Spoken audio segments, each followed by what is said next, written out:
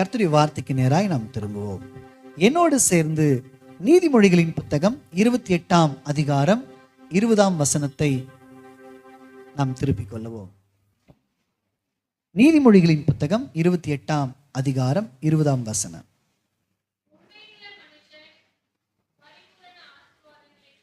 உண்மையுள்ள மனுஷன் பரிபூரண ஆசீர்வாதங்களை பெறுவான். ஐஸ்வர்யவனாகிறதற்கு தீவிரிக்கிறவனோ ஆக்கினைக்கு தப்பான். அருமையானவர்களே, இந்த மாதத்தினுடைய கடைசி ஆராதனையில ஆண்டவரே என்ன வார்த்தை நம்முடைய பிள்ளைகளுக்காக நீங்க வைத்திருக்கிறீங்கன்னு சொல்லி நான் தேவ சமூகத்தில் காத்திருந்த பொழுது ஆண்டவர் கடந்த நாட்கள்ல என் இருதயத்துல வைத்த ஒரு முக்கியமான வார்த்தை தான் இன்றைக்கு நாம் வாசிக்க கேட்ட இந்த வசனம். நீதிமொழிகளின் புத்தகம் 28:20 நான் திரும்ப உங்களுக்காக வாசிக்கிறேன் பாருங்க.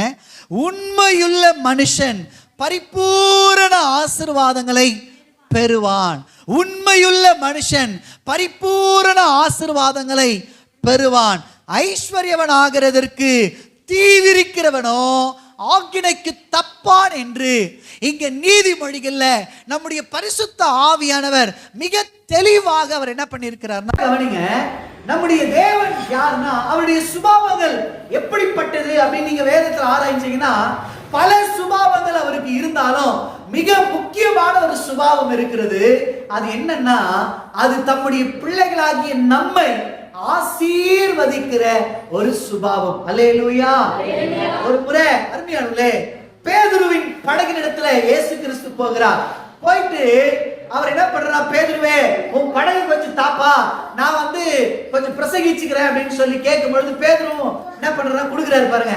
கொடுக்கும் பொழுது அவர் அந்த படகுல உட்கார்ந்து அநேக காரியங்களை பிரசங்கிக்கிறார் பாருங்க. பிரசங்கிக்கும் பொழுது ஜனங்கள் அதை கேட்டு ஆச்சரியப்பட்டு ஆசீர்வதிக்கப்படுறாங்க. ஆனா பேதுரு மட்டும் என்ன பண்றாருன்னா, நைட்டெல்லாம் மீன் பிடிக்க போய் ஒண்ணுமே கிடைக்கலன்னு மிக சோகத்தோடு கூட மிக வருத்தத்தோடு கூட அவர் என்ன பண்றாருன்னா வலைகளை அலசி கொண்டிருக்கிறார் பாருங்க. இப்போ பிரசங்கத்தை அவர் மணிக்கணக்கா பிரசங்கிக்கிறாரு, எல்லாரும் கேட்டு ஆசீர்வதிக்கப்படுறாங்க. ஆனா பேதுரு மட்டும் என்ன பண்றாருன்னா அவர் பிரசங்கத்தை கேட்கவே இல்லை. அவர் இருதயம் முழுக்க என்ன இருக்குன்னா வேதனைகள் வலிகள் இருக்கு.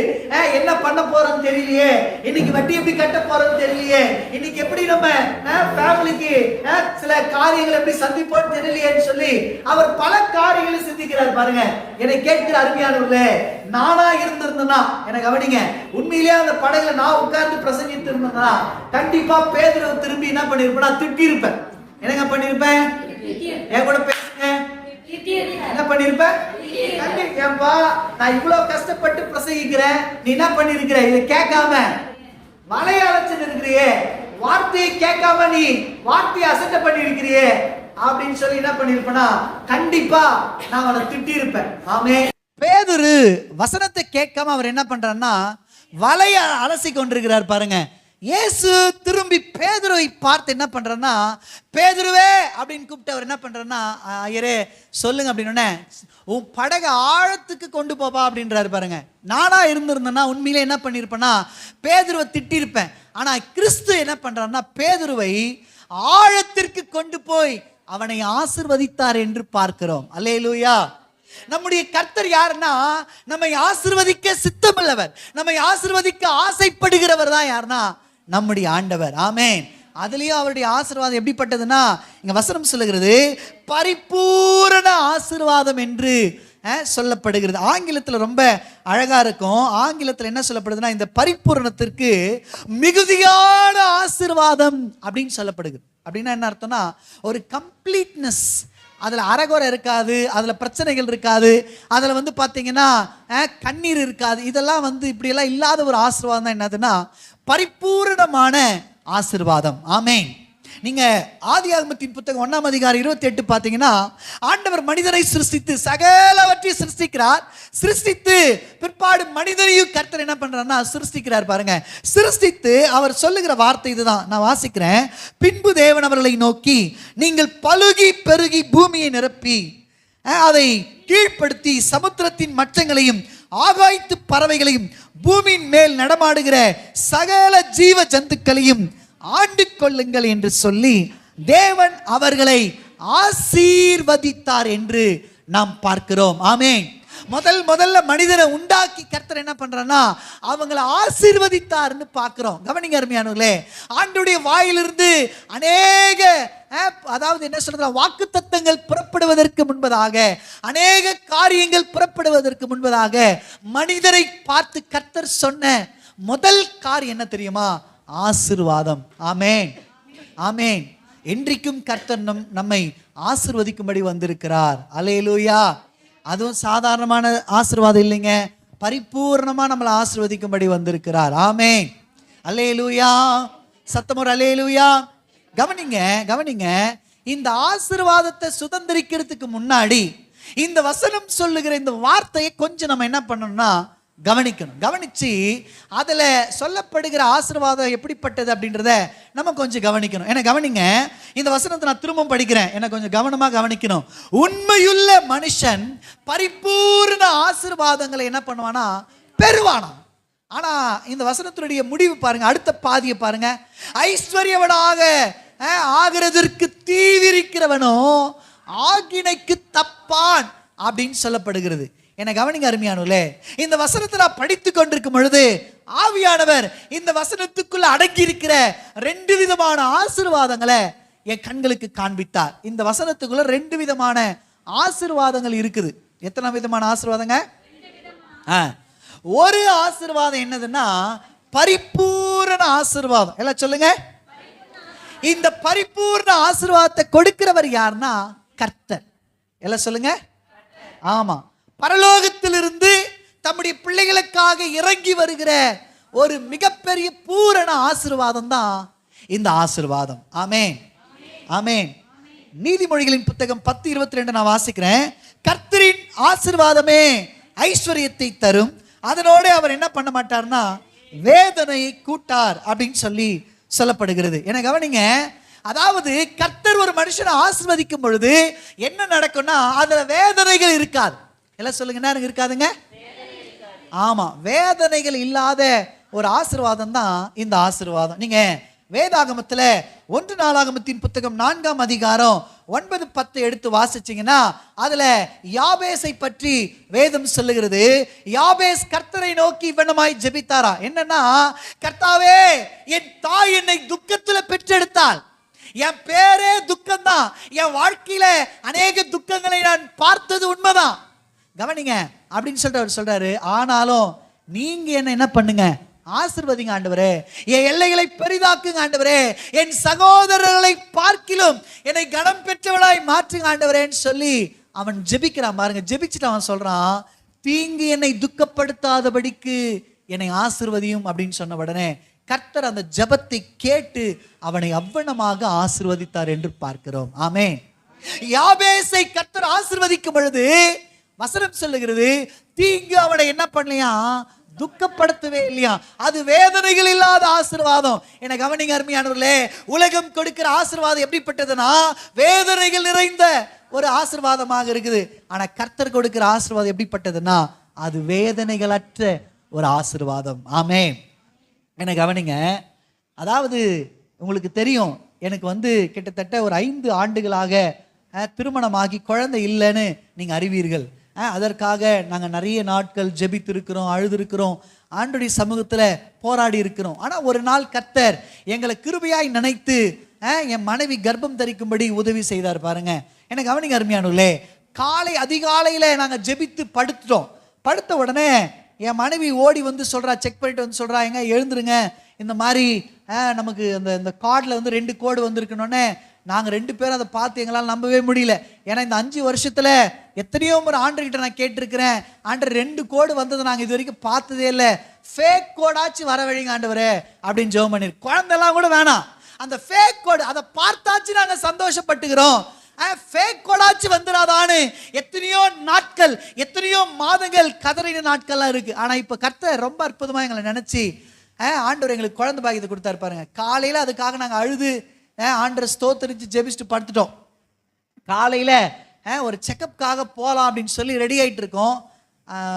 ரெடி ஆகிட்டு இருக்கும் பொழுது என் மனைவி என்ன பண்ணுறேன்னா ஓவராக இரும்ப ஆரம்பித்த உடனே அவளுக்கு என்ன ஆயிடுச்சுன்னா ப்ளீட் ஆயிடுச்சு. பாருங்க, ப்ளீட் ஆன உடனே எல்லாருமே சொல்லிட்டாங்க, அவ்வளோதான், குழந்தை என்ன ஆயிடுச்சுன்னா போயிடுச்சு. ஏன்னா பொதுவாக உலகத்தினுடைய வழக்கு என்னன்னா, அப்படி ஆச்சுன்னா கண்டிப்பாக குழந்தை இருப்பதற்கான வாய்ப்புகள் இல்லை. ஆனா என்னுடைய விசுவாசம் மட்டும் என்னன்னா, ஆண்டவரே 5 வருஷம் கழிச்சு எங்களுக்கு இந்த குழந்தை பாக்கியத்தை கொடுத்திருக்கிறீங்க, 5 வருஷம் கழிச்சு எங்களுக்கு இந்த ஆசீர்வாதத்தை கொடுத்திருக்கிறீங்க. நான் நம்புகிறேன், நிச்சயமா இதுல வேதனை இருக்காது ஆண்டவரே, இதை நீங்க எடுத்துக்கொள்ள மாட்டீங்க ஆண்டவரேன்னு சொல்லி நான் விசுவாசமா காத்திருந்து ஒரு 4-5 நாள் கொஞ்சம் பொறுமையா இருந்து நாங்க பர்சனலா போய் ஸ்கேன் பண்ணா குழந்தை ஆசீர்வாதமா பத்திரமா இருக்குன்னு சொல்லி ஸ்கேன் ரிப்போர்ட் சொன்னது. ஆமென். நம்முடைய தேவன் யார்னா, நம்மை ஆசீர்வதிக்கும் பொழுது அதுல வேதனைகளோடு கூட கொடுக்கிறவர் அல்ல. அவர் கொடுக்கிற ஆசீர்வாதம் எப்படிப்பட்டதுன்னா வேதனைகள் இல்லாத ஆசீர்வாதம். ஆமென். அதுதான் கர்த்தருடைய ஆசீர்வாதம். இங்க பாருங்க, என்ன கவனிங்க, 2 விதமான ஆசீர்வாதம் சொன்னேன் இல்லையா? ஒன்னு கர்த்தரிடத்திலிருந்து வருகிற ஆசீர்வாதம், அது எப்படிப்பட்டதுன்னா வேதனைகள் இல்லாத ஆசீர்வாதம். எல்லாம் சொல்லுங்க, வேதனைகள் இல்லாத. ஆமா, நான் பிரசங்கியின் புத்தகம் 5:19 வாசிக்கிறேன். தேவன் ஐஸ்வர்யத்தையும் சம்பாத்தியத்தையும் எவனுக்கு கொடுக்கிறாரோ அவன் அதிலே புசிக்கவும் தன் பங்கை பெறவும் தன் பிரயாசத்திலே மகிழ்ச்சியா இருக்கவும் அவனுக்கு அதிகாரம் அளிப்பது தேவனுடைய அனுகிரகம் அப்படின்னு சொல்லி அங்க சொல்லப்படுகிறது. இரண்டாவதாக இந்த ஆண்டவர் கொடுக்கிற ஆசீர்வாதம் எப்படிப்பட்டதாக இருக்கும்னா, அதுல சந்தோஷம் இருக்கும். நாங்க இருக்கோம், உங்க கையின் பிரயாசம் யாரும் எடுத்துக்கொள்ள மாட்டாங்க, உங்க கையின் பிரயாசத்தை நீங்க அனுபவிக்கிற மாதிரி இருக்கும். நீங்க அதுல மகிழ்ச்சியா நீங்க என்ன பண்ண முடியும்னா அந்த ஆசீர்வாதத்துல இருக்க முடியும். ஆமென். ஆனா உலகம் கொடுக்கிறது அப்படி இருக்காது. என்ன கவனிங்க, ஒரு மனிதன் உங்களுக்கு காண்பிக்க விரும்புறேன். யாருன்னா யாக்கோபு. யாருங்க இவன்? என்ன நினைச்சான் அப்படின்னா, அப்பாவை ஏமாத்தி ஆசீர்வாதத்தை வாங்கிட்டா நம்ம ஆசீர்வதிக்கப்பட்டுருவோம் அப்படின்னு நினைச்சான். அண்ணனை ஏமாத்தி ஆசீர்வாதத்தை வாங்கிட்டா நம்ம ஆசீர்வதிக்கப்பட்டுருவோம் அப்படின்னு இவன் நினைச்சான் பாருங்க. ஆனா இவனுக்கு ஒண்ணு புரியுது. எப்பன்னா, எல்லாரும் கைவிடப்பட்ட நிலையில தலைக்கு கல்லை வைத்து அந்த ராத்திரி யாருமே தான் கூட இல்லாத ஒரு சூழ்நிலையில, எந்த ஆபத்து எப்ப வரும்னே தெரியாத ஒரு சூழ்நிலையில அவன் நினைக்கிறான், இல்ல கர்த்தருடைய ஆசீர்வாதம் தான் நம்மளுக்கு என்ன பண்ணுங்க, ஐஸ்வர்யத்தை தரும். அப்பாவை ஏமாத்தினாலோ அல்லது அண்ணனை ஏமாத்தினாலோ என்ன பண்ண முடியாதுன்னா ஆசீர்வதிக்கப்பட்ட முடியாதுன்னு இவன் உணர்றான் பாருங்க. அருமையானவர்களே, அந்த ராத்திரி கர்த்தர் அவனை சந்தித்து அவர் சொல்றார், நீ போகிற எவ்விடத்திலே நான் என்ன பண்ணுவேனா உன்னோட கூட இருந்து நான் உன்னை ஆசீர்வதிப்பேன், உன்னை திரும்பவுமா உன் தகப்பன் தேசத்துக்கு கொண்டு வருவேன் அப்படின்னு கர்த்தர் சொல்றாரு பாருங்க. அருமையானவர்களே, அதே போல கர்த்தர் அவனை ஆசீர்வதிக்கிறத நீங்க பார்க்க முடியும். நேரம் இல்லாததுனால நான் கொஞ்சம் வேகமா அப்படியே போக விரும்புகிறேன். என்னன்னா, ஆதியாகமத்தின் புத்தகம் 30ஆம் அதிகாரம் 31ஆம் அதிகாரத்துல நீங்க பாத்தீங்கன்னா யாக்கோபை கர்த்தர் ஆசீர்வதிச்சதை நீங்க பார்க்க முடியும். எனக்கு கவனிங்க அருமையானவர்களே, கிட்டத்தட்ட ராகேலுக்காக 7 ஆண்டுகள் அவன் தன் மாமா கிட்ட அவன் என்ன பண்றான், வேலை செய்யறான் பாருங்க. சம்பளமே இல்லாம அவன் என்ன பண்றான், வேலை செய்யறான். வேலை செஞ்சா பொண்ணு கொடுப்பேன் மாமா சொல்லிட்டதுனால அவர் என்ன பண்றாருன்னா 7 வருஷம் அவருக்கு நேற்று கழிந்த நாள் போல மாறிடுச்சு. ஆமென். 7 வருஷம் வேலை செஞ்ச உடனே அவங்க மாமனார் என்ன பண்றாருன்னா ஏமாத்தி ராகேலுக்கு பதிலாக லேயால கொடுத்துடுறாரு. காலையில முழிச்சு பார்க்கும் போது தான் தலைவருக்கு தெரியுது, ஐயோ இது ராகேல் இல்ல, யாரு, லேயால் அப்படின்னு. உடனே மாமா கிட்ட போய் சண்டை போடுறாரு. மாமா சொல்றாரு, உன்னை போல இழுச்சவாய யாருமே இல்லை அப்படின்னு சொல்லிட்டு அவர் சொல்றாரு, இன்னொரு 7 வருஷம் வேலை செய்ய மாப்பிள்ள, உன்னை போல ஒரு நல்ல மாப்பிள்ளை எங்களுக்கு கிடைக்காது, அதனால அவளையும் உனக்கே கொடுத்துட்றம்பா அப்படின்னு. உடனே இவர் என்ன பண்றாருன்னா அவன் மேல இருந்த அன்பின் நிமித்தமாக இன்னொரு 7 ஆண்டுகள் அவளுக்காக வேலை செய்யறாரு. அப்ப 2 பொண்ணையும் கல்யாணம் பண்ணி கொடுக்கிறார், குழந்தைகள் பிறக்குது. இப்போ இந்த 14 ஆண்டுகள் அவனுக்கு கழிது பாருங்க. கழிஞ்ச உடனே யோசேப்பு பிறக்கும் பொழுது இவனுக்குள்ள ஒரு தாட் வருது. என்னன்னா, இத்தனை ஆண்டுகளை என்ன பண்ணிட்டேன், என் மாமாவுக்கு வேலை செஞ்சு எல்லாத்தையுமே நான் அவனுக்காகவே சேர்த்துட்டேன். இப்போ எனக்குன்னு என் மனைவிகள் இருக்கிறாங்க, பிள்ளைங்க இருக்கிறாங்க, இவங்களுக்காக நான் ஒன்றுமே சேர்க்கலையேன்னு வருத்தப்பட்டு இவன் சொல்கிறான், நம்ம எல்லாரும் ஊருக்கு கிளம்பிடலாம், ஊருக்கு போயிடலாம் அப்படின்னு சொல்லி லாபான் கிட்ட போய் யாக்கோபு சொல்லும் பொழுது லாபான் சொல்கிறாரு, அப்பா நான் நீ வருவதற்கு முன்னாடி நான் எப்படி இருந்தேன்னா குறைவுள்ளவனாக இருந்தேன், என்கிட்ட கொஞ்சம் தான் இருந்துச்சு. ஆனால் நீ வந்ததுக்கு அப்புறம் தான் இவ்வளோ ஆசீர்வாதங்கள், இவ்வளோ ஆடு மாடுகள், இவ்வளோ சொத்துக்கள். நான் இதெல்லாம் எப்படி தெரிஞ்சுக்கிட்டேன்னா குறிப்பில் தெரிஞ்சுக்கிட்டேன்றான். எப்படிங்க தெரிஞ்சுக்கிட்டானா, சொல்ல மாட்டேன்றீங்களே. ஆமாம், யாக்கோபு வந்ததுக்கு அப்புறம் தான் வாழ்க்கை ஆசீர்வதிக்கப்பட்டுச்சுன்னே சொல்லி அவன் தெரிஞ்சுக்கிறான் பாருங்க. அவன் சொல்கிறான் உடனே, நீ இப்போ போகாத, நான் வேணா ஒரு ஐடியா பண்றேன், என்னன்னா உனக்கு இதுக்கப்புறம் சம்பளமா சில காரியங்களை தரேன் அப்படின்னு உடனே யாக்கோபு சொல்றாரு, சரி மாமா நான் ஒத்துக்கிறேன் அப்படின்னு சொல்லி அவன் சில ஆசீர்வாதங்களை கேட்குறான் பாருங்க. வரி உள்ளது, புள்ளி புள்ளியாக இருக்கிறது. ஆக்சுவலாக நீங்கள் ஆட்டினுடைய அந்த மந்தையை பார்த்தீங்கன்னா பொதுவாக எப்படி இருக்கும் அப்படின்னு பார்த்தீங்கன்னா வெள்ளை கலரில் இருக்கிறோம், இல்லை கருப்பு கலரில் இருக்கும். ஆமாம் தானேங்க? நிறைய ஆடுகள் எப்படி இருக்குங்க? வெள்ளை கலரில் இருக்கிறோம், அப்படி இல்லைன்னா கருப்பு கலரில் இருக்கும். அதுதான் இருக்கும் மேக்சிமம். அந்த புள்ளி உள்ளது வரி உள்ளதெல்லாம் வந்து எப்பயாச்சும் அப்படி பறக்கும் பாருங்க. அதிகமாக அவைகள் இருக்காது பாருங்க, அந்த மாதிரி இருக்காது பாருங்க. ஆனால் யாக்கோபு என்ன பண்றன்னா இவைகளை கேட்டு வாங்குறார். இதை எனக்கு கொடு, இந்த கொஞ்சமா இருக்கிறத கொடு அப்படின்னு ஒன்று லாபானும் ஓகே சொல்லிட்டான். ஏன்னா இந்த கருப்பா இருக்கிறது வெள்ளையா இருக்கிற இந்த மாதிரி செம்மறி ஆடுகள்லாம் கேட்டிருந்தானா அது நிறைய இருக்கு. அதுதான் மேக்சிமம் குட்டி போடும் பாருங்க. 10 குட்டி போடுறதுனா அதில் ஒரு குட்டி தான் அது வேற மாதிரி இருக்கும், மீதி எல்லாமே ஒரே மாதிரி இருக்கும் பாருங்க. அப்போ கவனிங்க, யாக்கோபு இந்த சொற்பமானதை கேட்டு வாங்குறான். ஆனா கர்த்தர் என்ன பண்றாருன்னா, இதுக்கு முன்னாடி இவன் எப்படி இருந்தான்னா அநியாயமா ஆசீர்வாதத்தை வாங்கலாம்னு நினைச்சான். அது தேவனுடைய ஆசீர்வாதம் இல்லை. அதனால அவனுக்கு தீங்கு வந்தது, அதனால அவனுக்கு ஆபத்து வந்தது, அதனால அவன் எல்லாவற்றையும் பிரித்து வாழ்ந்தான் பாருங்க. ஆனா இப்ப அவன் என்ன பண்ணிட்டான்னா ஒரு முடிவுக்கு வந்துட்டான், யாரையும் ஏமாற்றக்கூடாது, ஒழுக்கமா நம்ம கர்த்தருடைய ஆசீர்வாதம் கர்த்தர் சொல்ற மாதிரி நம்ம என்ன பண்ணோம் இருக்கணும்னு அவன் நேர்மையா மேய்க்கிறான் பாருங்க ஆட்டை. எனக்கு கவனிங்க அருமையானவர்களே, அவன் நேர்மையா இருந்ததுனால அவனுடைய கையின் பிரயாசத்தை கர்த்தர் ஆசீர்வதிக்கிறார். எப்பவுமே ஆடு கருப்பு கலர்ல குட்டி போடும், எப்பவுமே வெள்ளை கலர்ல குட்டி போடும். ஆனா இவன் எப்ப இந்த சம்பளத்தை நியமிச்சானோ உடனே எல்லா ஆடுகளும் என்ன பண்ணுதுன்னா இவனுக்கு ஏத்த மாதிரி வரி வரியா புள்ளி புள்ளியா இருக்கிற மாதிரி ஆட்டுக்குட்டிகளை போடுது. ஆமென். லாபான் பார்க்கறான், என்னடா இது வம்பா போச்சு, இவன் வந்த உடனே இவனுக்கு மட்டும் எப்படின்னா இப்படி வருதே அப்படின்னு சொல்லி இவன் என்ன பண்றான்னா 10 முறை இந்த மாத்தலாம் திரும்ப. இல்லை இதுக்கப்புறம் வந்து உனக்கு வந்து எனக்கு வரி உள்ளது, உனக்கு கருப்பு வெள்ளலாம் அப்படி நீ எடுத்துக்கோ அப்படின்னு மாத்துறான் பாருங்க. இந்த மாதிரி எத்தனை முறை மாத்தினானா 10 முறை மாத்தினானா. என்னதுங்க? 10 முறை மாத்தினாலும் கர்த்தர் யாக்கோபை ஆசீர்வதித்துக் கொண்டே இருந்தார். கர்த்தர் யாக்கோபின் கையின் பிரயாசங்களை ஆசீர்வதித்துக் கொண்டே இருந்தார். யாக்கோபை கர்த்தர் மகிழ்ச்சிக்குள்ளாக நடத்தி கொண்டே இருந்தார். இதுதான் கர்த்தர் கொடுக்கிற ஆசீர்வாதம். ஆமென். அல்லேலூயா. நல்லா கவனிங்க, பைபிள்ல இன்னொரு ஆசீர்வாதத்தையும் இந்த வசனம் எழுதப்பட்டிருக்கு. இந்த வசனத்துல இன்னொரு ஆசீர்வாதத்தையும் சொல்லப்பட்டிருக்கு. அது என்னதுன்னா ஆகினிக்குள்ளாக நடத்தப்படுகிற ஆசீர்வாதம். என்னதுங்க? என் கூட பேசுங்க. முதல் ஆசீர்வாதம் எப்படிப்பட்டதுன்னா பூரணமான ஆசீர்வாதம். அது கர்த்தரிடத்திலிருந்து வருகிறது. அதுல வேதனைகள் இருக்காது, அதுல அநியாயங்கள் இருக்காது, அதுல அந்த கையின் பிரயாசம் நமக்கு ஆசீர்வாதமா இருக்கும். அருமையா அதுல மகிழ்ச்சி இருக்கும்னு வேதம் சொல்லுது. ஆனா இன்னொரு ஆசீர்வாதத்தை பத்தி இதே வசனம் சொல்லுது, என்னன்னா ஆகினிக்குள்ளாக நம்மை நடத்துகிற ஆசீர்வாதமா. ஆமென். அது என்ன பிரதர் ஆகினிக்குள்ளாக நடத்தப்படுற ஆசீர்வாதம்? என்ன கவனிங்க, நம்மளை 2 பேர் ஆசீர்வதிக்கிறாங்க. நம்மளை எத்தனை பேர் ஆசீர்வதிக்கிறாங்க? பொதுவா 2 பேரால ஒரு மனிதன் ஆசீர்வதிக்கப்படுகிறான்.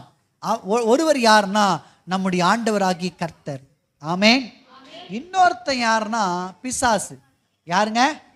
நீங்க அதனாலதான் கிறிஸ்து அந்த ஊழியத்துக்கு வருவதற்கு முன்பதாக 40 நாள் ஃபாஸ்டிங்கில் இருக்கிறார் இல்லையா?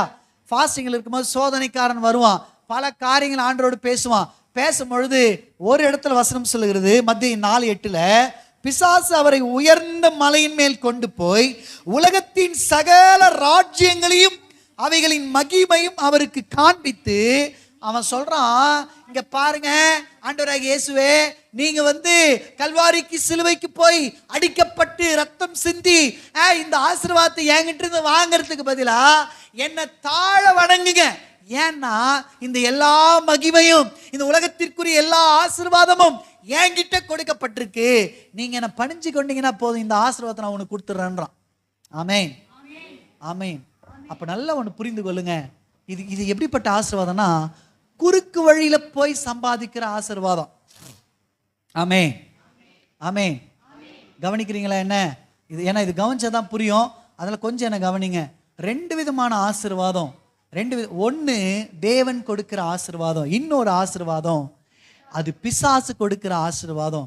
அந்த ஆசீர்வாதத்துல என்னென்ன இருக்கும் தெரியுமா? முதல்ல வழி தாறுமாறாக இருக்கும். ஆமென். இன்னைக்கு நம்ம எல்லாருமே சம்பாதிக்கிறோம். நம்ம எல்லாருமே ஆசீர்வதிக்கப்படணும்னு கர்த்தர் விரும்புறார். நம்மளும் அதை தான் விரும்பி வந்திருக்கிறோம். பிரதர், எங்க வாழ்க்கை மாறிடாதா, எங்க சூழ்நிலை மாறிடாதா, எங்க கையின் பிரயாசங்கள் ஆசீர்வதிக்கப்படாதா, எங்களுக்கு நன்மைகள் உண்டாகாதா, நாங்க வளர்ச்சிக்கு நேரா போக முடியாதான்னு சொல்லி நீங்க கேட்குறீங்க. ஆமேன். ஆனா நல்லா ஒன்று புரிந்து கொள்ளுங்க, கர்த்தரும் உங்களை ஆசீர்வதிக்க விரும்புறார், பிசாசும் உங்களை ஆசீர்வதிக்க விரும்புறான். கர்த்தர் எப்படி ஆசீர்வதிப்பார் தெரியுமா? உங்களை நேர்மையின் பாதையில நடத்தி ஆசீர்வதிக்க விரும்புறார். ஆமேன். உங்களை நல்ல காரியங்களை செய்ய வச்சு அது நிமித்தமா உங்களை கர்த்தர் ஆசீர்வதிக்க விரும்புறார். ஆமேன். உங்க வேலையில நீங்க உண்மையா இருக்கணும்னு சொல்லி உங்களை நடத்தி அது நிமித்தமா உங்களை ஆசீர்வதிக்க விரும்புறார். உங்களை மகிழ்ச்சிக்கு நேரம் நடத்துறார். ஆனா பிசாசு ஒரு மனுஷனை ஆசீர்வதிக்கும் பொழுது அதுல தாறுமாறான வழிகள் இருக்கு. எப்படி வேணாலும் பணம் சம்பாதிக்கிறதுக்கு எந்த வழியும் அவங்க என்ன பண்ணுவாங்கன்னா எடுத்துக்கொள்ளுவாங்க. பாருங்க, இது யாருடைய ஆசீர்வாதம்? அவங்களும் ஆசீர்வதிக்கப்படுறது உண்மைதான். ஆனா அது பிசாசு கொடுக்கிற ஆசீர்வாதம்.